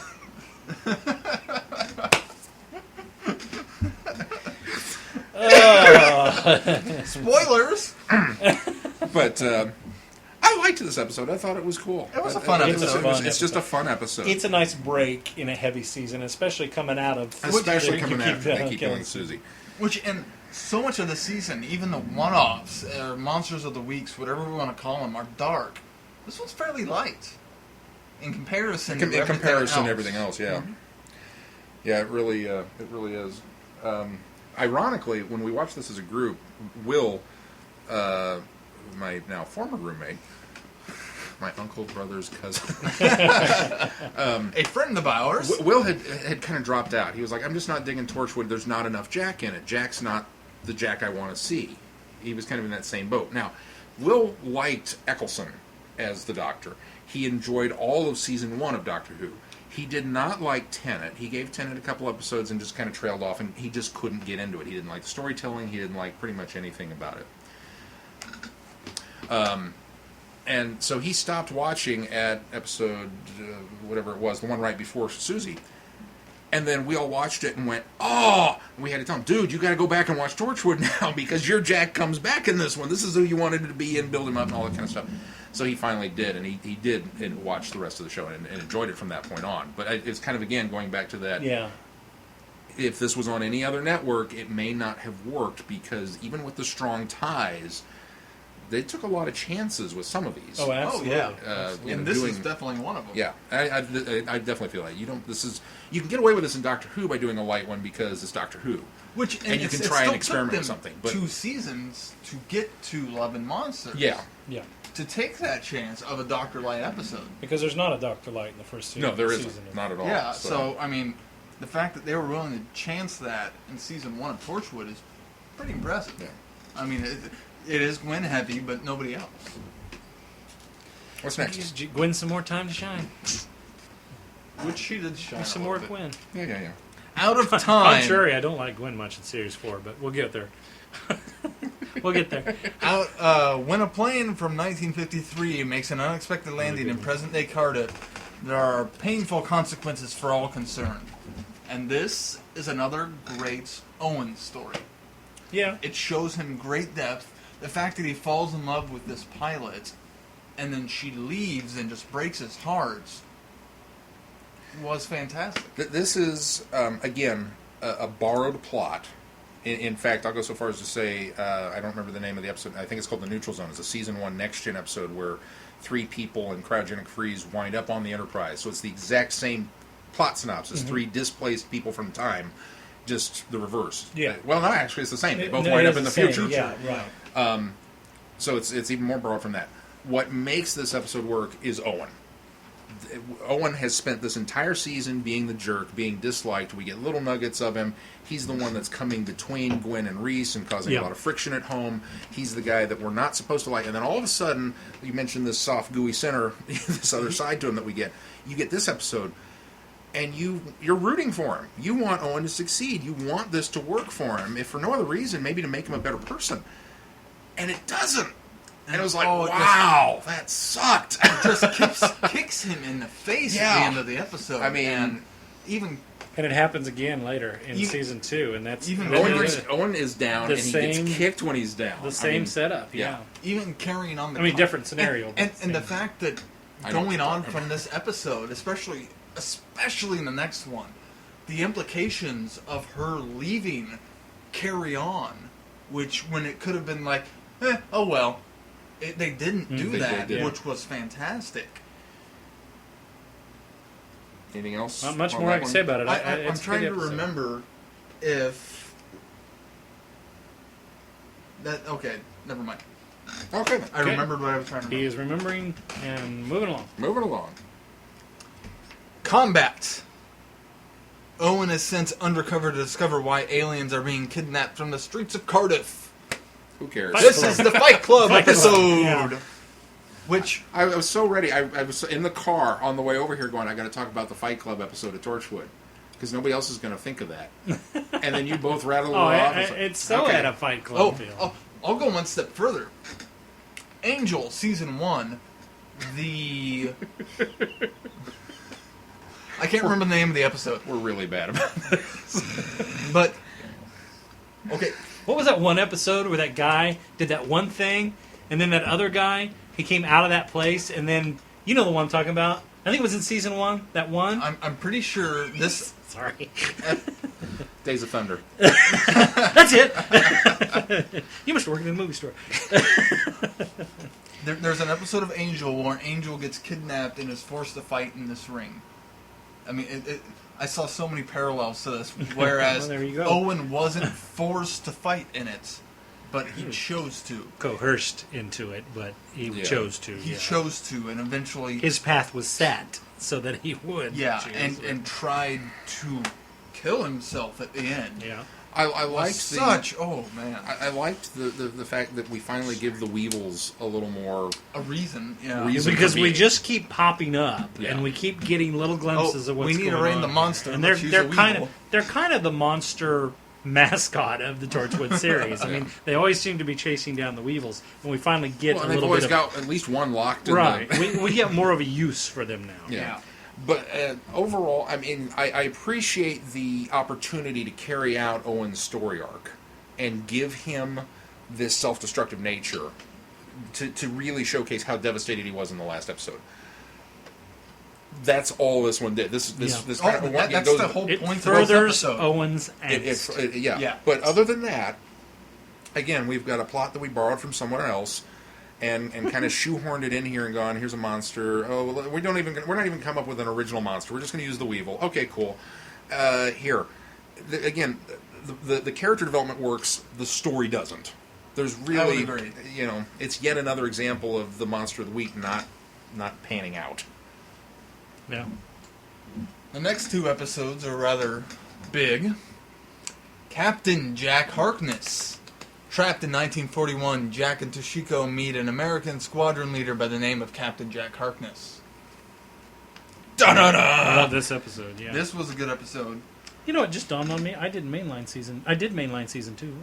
I was going back in my memory here, we were talking about earlier. I did mainline season 2. Of Torchwood? But this I watched chronologically. I was watching by week by week. You watched this week by week. You watched season. Okay, season but you still watched them. I did. It's your theory. Yeah, your theory. Okay. Yeah, your theory still is. It doesn't water. But now that I'm thinking back, because I keep cross-referencing season 2 things, and that just jarred my memory. That wait a minute, I remember season 2 was so much better because I watched it all at one time. Okay, go ahead. This was a good episode. It was a nice development for the Rift, a nice setup for the finale, especially with the timekeeper guy, yes, or the caretaker of the hotel. Yes, nice creepy. Yeah, he was creepy. Nice background for Captain Jack. Where he gets his name. We get some heart again. We get some of Jack's soft side. You get some of Jack's sensibility or sensitivities. This and then there's this Owen does a and lot Gwen for in this Jack. episode. A really great kiss. Yeah, I'll say it. Sure. I would agree. I can't blame Owen for doing what he did to open the rift to get his leader back. Right. Gwen, however, I was a little. This is where I really begin to hate Gwen. This is where I wanted to punch her in the face. I would have admittedly Gwen's character falls apart here, and that's where this is my that's what I don't big like. problem. Only thing I don't like about this aside episode. from the affair with Owen, throughout Yeah, most agreed. of the season. Agreed. This, especially in the next time trailer, holy crap, she's telling Reese about what's going on with Owen. This is going to be huge. She slipped in a roofie. Yeah. She gave him. She gave him the. Totally cheated, and so did the writers. Yeah. Oh, It's a way. it's a way for as a writer, it's a way to kind of prolong that we're going to give you everything you've been clamoring for, but not really. We're going to take it back at the last minute. Gwen and it is a gets cheat. to get it I off her fully chest. feel it's a What cheat, it is, but I understand it's the reason painter for that it. has painted himself into a corner and has to figure a way to get out of it, and that's the easiest way to get out of it, is to knock the wall down, Yeah, and then put the wall back and then up. put it back up afterwards. And that's where this episode falls for me, big time, because even not knowing from the next time trailer, leading in that scene, because by the time we'd gotten to that, I completely forgot that was in the trailer. Sure. Because there was so much good stuff in this episode, but the fact that she doesn't have a spine enough to deal with the consequences of her actions. That she Well, has for somebody that's preachy and is the conscience of the group, she doesn't listen to her own conscience. Exactly. Yeah. Exactly. And maybe that's another direction. Whether maybe that's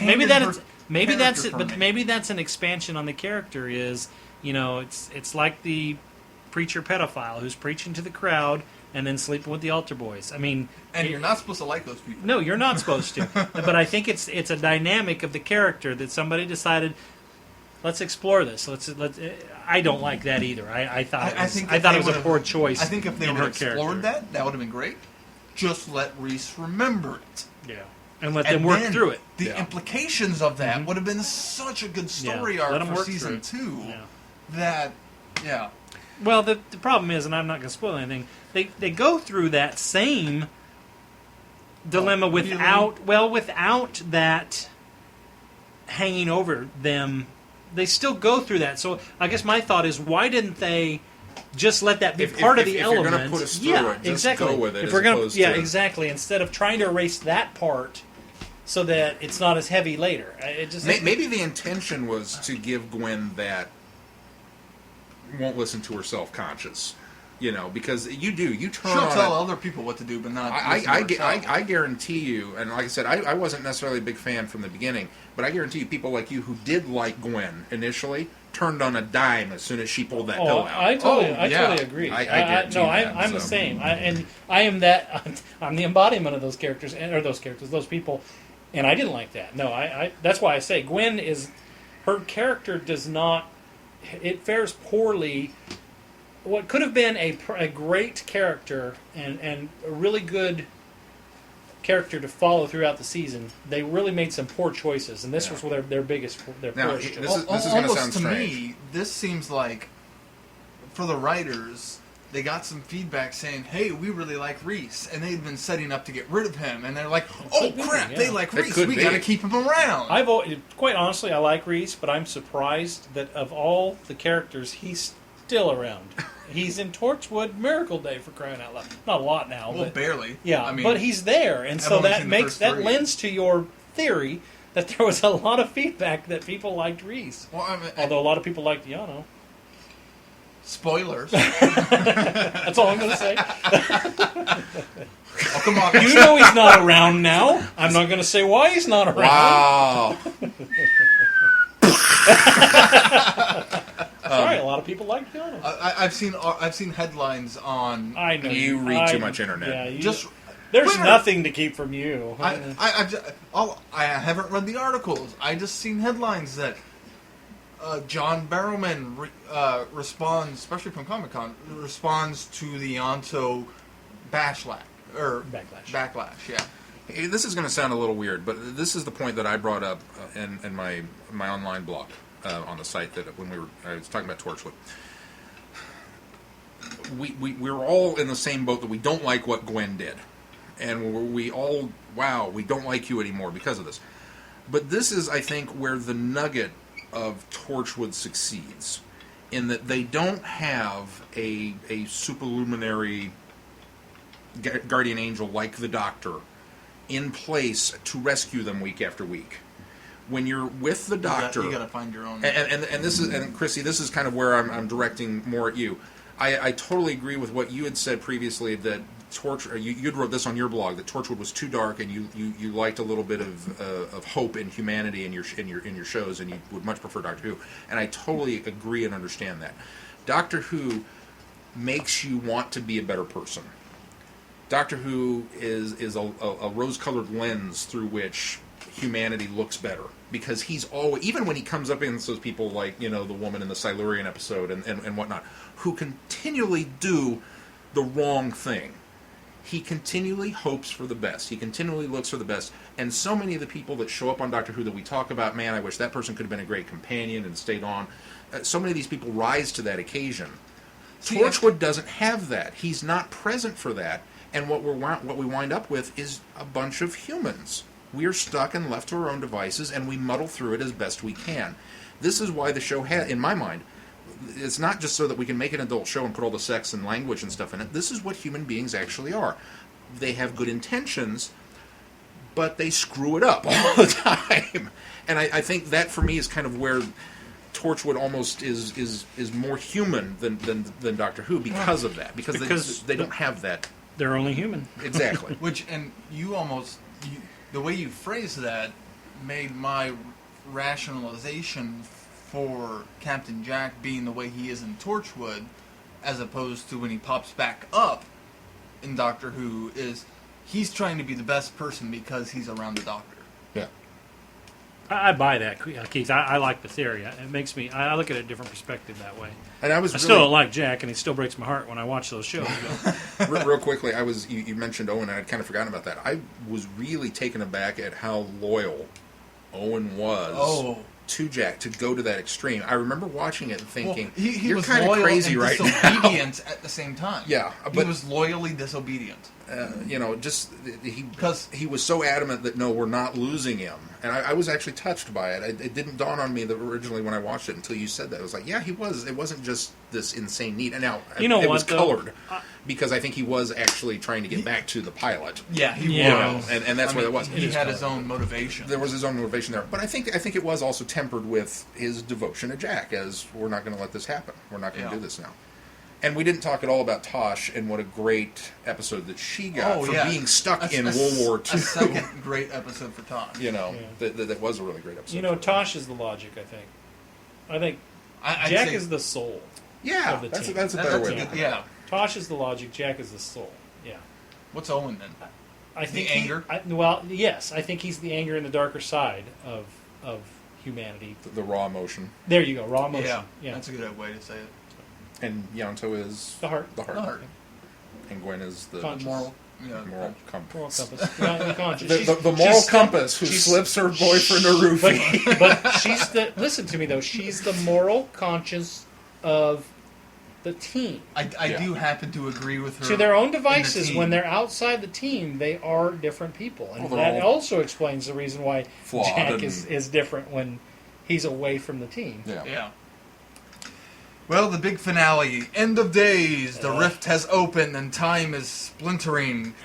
Can Captain Jack save the world? Can Jack defeat the big, giant, dragon-looking thingy? It didn't look like a dragon. It looked like a minotaur. Excuse me, minotaur, It looked like a devil. Yes. See? Yeah. It reminded me of that thing in Beast Below. A little bit, now that you mention it. Aside from... Kraken, that's what I was looking for. We're not dragon. Kraken, I don't know why I said dragon. The big Kraken comes out. That's what I meant. Aside from... Dragon. A Titan versus a Titan! You kind of said, that wasn't a dragon? It wasn't a dragon. It wasn't a dragon. I mean, Kraken. Aside from the Minotaur... The Minotaur, yeah. This was another great episode. I really enjoyed lots of this episode, to the fact that Captain Jack firing Owen, telling him to get out, to Gwen sitting by Captain Jack, not giving up after he had died. So many good elements, to the very end where you see the doctor's Captain Jack grab the hand or run off and get excited. Yeah, well, that's when you hear the TARDIS. We change right back. Yeah, absolutely. So, the only downfall is the idea that this out of the darkness comes Solomon, or whatever his name was, which had been hinted at they keep killing Susie. She says something along those lines. And to have Beast it start in the to darkness. build up to a giant minotaur, kind of a letdown. I think they were looking for a finale. It was They were epic. looking for an epic Russell T. Davies traditional finale. They was were epic. looking for the Satan pit. Yeah. They wanted to take that that's probably idea true. and go one step further with it. And I love the concept that this thing is Death, the Destroyer of Worlds. Here it is. And Jack's like, all you can eat buffet, go. And then he throws himself in front of this thing. Well, and just it was the like, idea that wow. That was cool. being, That was really cool. Yeah, that was. The rest Just- of it, not so much. Yeah. the idea of being in this thing's shadow instantly kills you was great. Yeah. Yeah.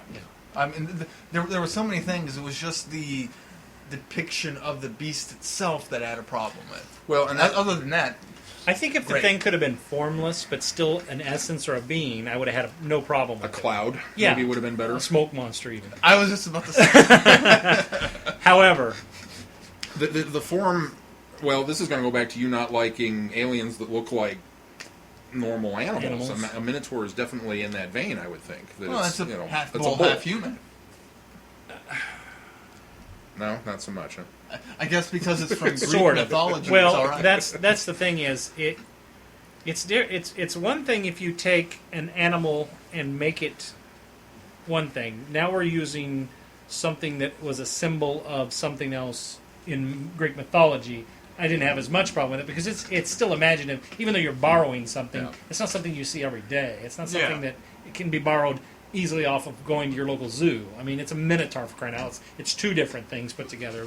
But obviously, they weren't very imaginative back in ancient Greek, because they were just mixing up animal parts. And see, I think that's the other problem that I have with it is where you and I have always argued that Doctor Who gives us the science behind the myth. We didn't really get that with this. No, this was we just really didn't. I think that's it was also very where- much a biblical They type left it- monster, yeah.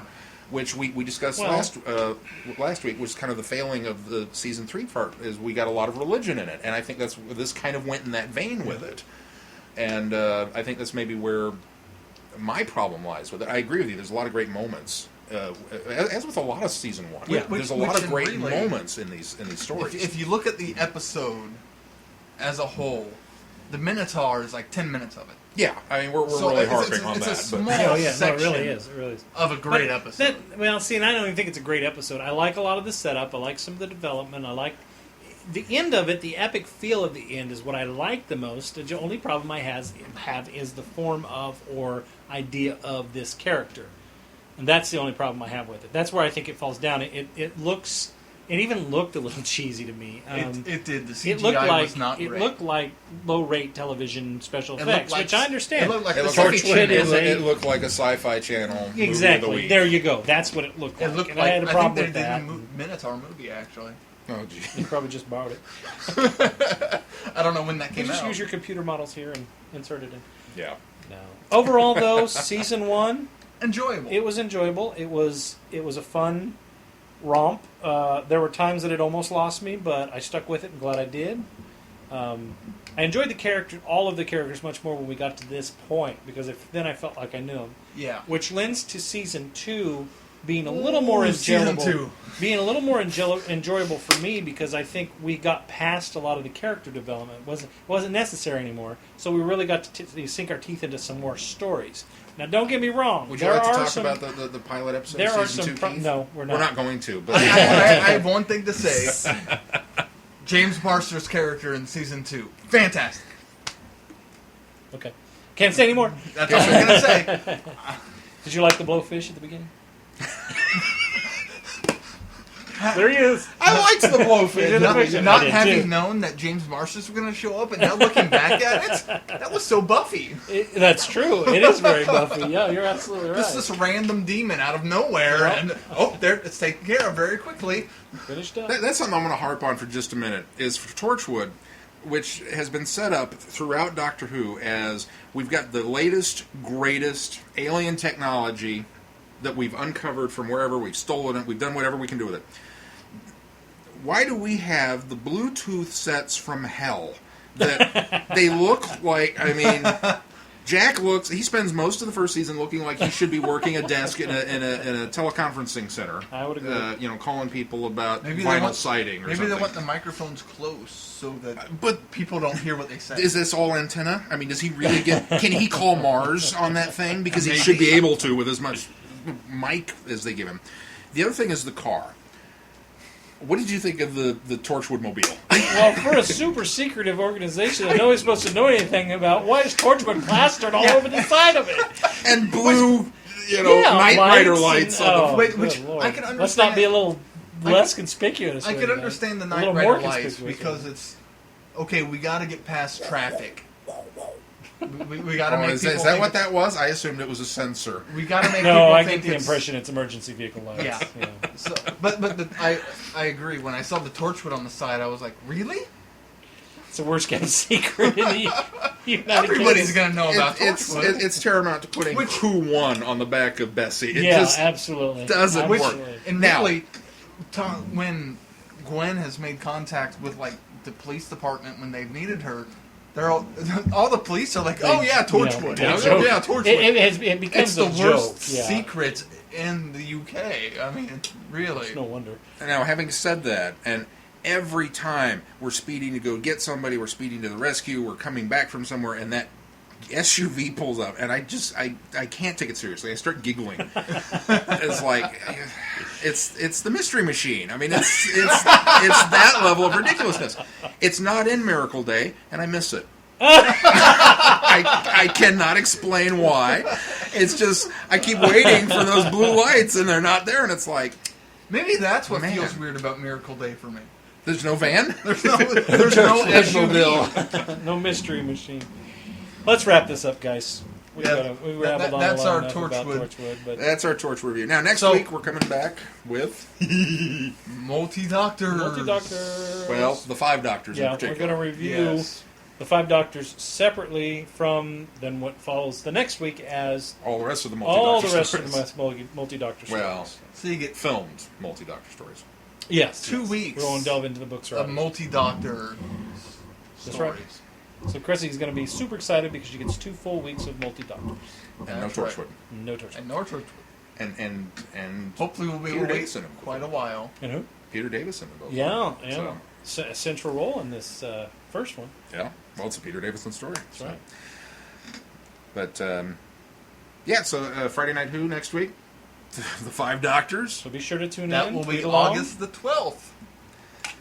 Your birthday. Yes. Yeah, I was just saying, he only knows because he's got the day off. Oh, wait, and it's his birthday. He said that, and I was like, "There's something important happening on August 12th." So yeah, join us, and if for nothing else, join us on Twitter and wish Vortex Keith a happy birthday absolutely. on August 12th. But stick around for the 5 Doctors, That's right. Yes, please stick around. which we'll then be Bye-bye. reviewing next week. And I promise not to go on holiday, so we'll be more on schedule. That's going to do it for us this week. Until next time, I'm Glenn. I'm Shaun. I'm Keith. Cheers.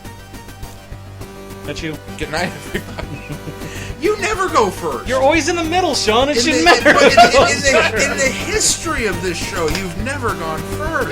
Yeah. No, we always No, move. Yeah. he hasn't. We No, sometimes move we around, alternate. we sometimes Yeah. go in a circle. Really? We alternate. We sure have. Good night, everybody. Go back and listen to some episodes.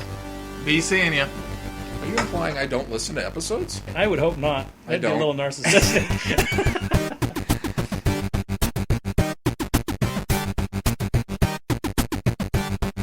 You have been listening to Traveling the Vortex. Doctor Who and all of its associated programs are owned and trademarked by the BBC. No infringement is intended or implied.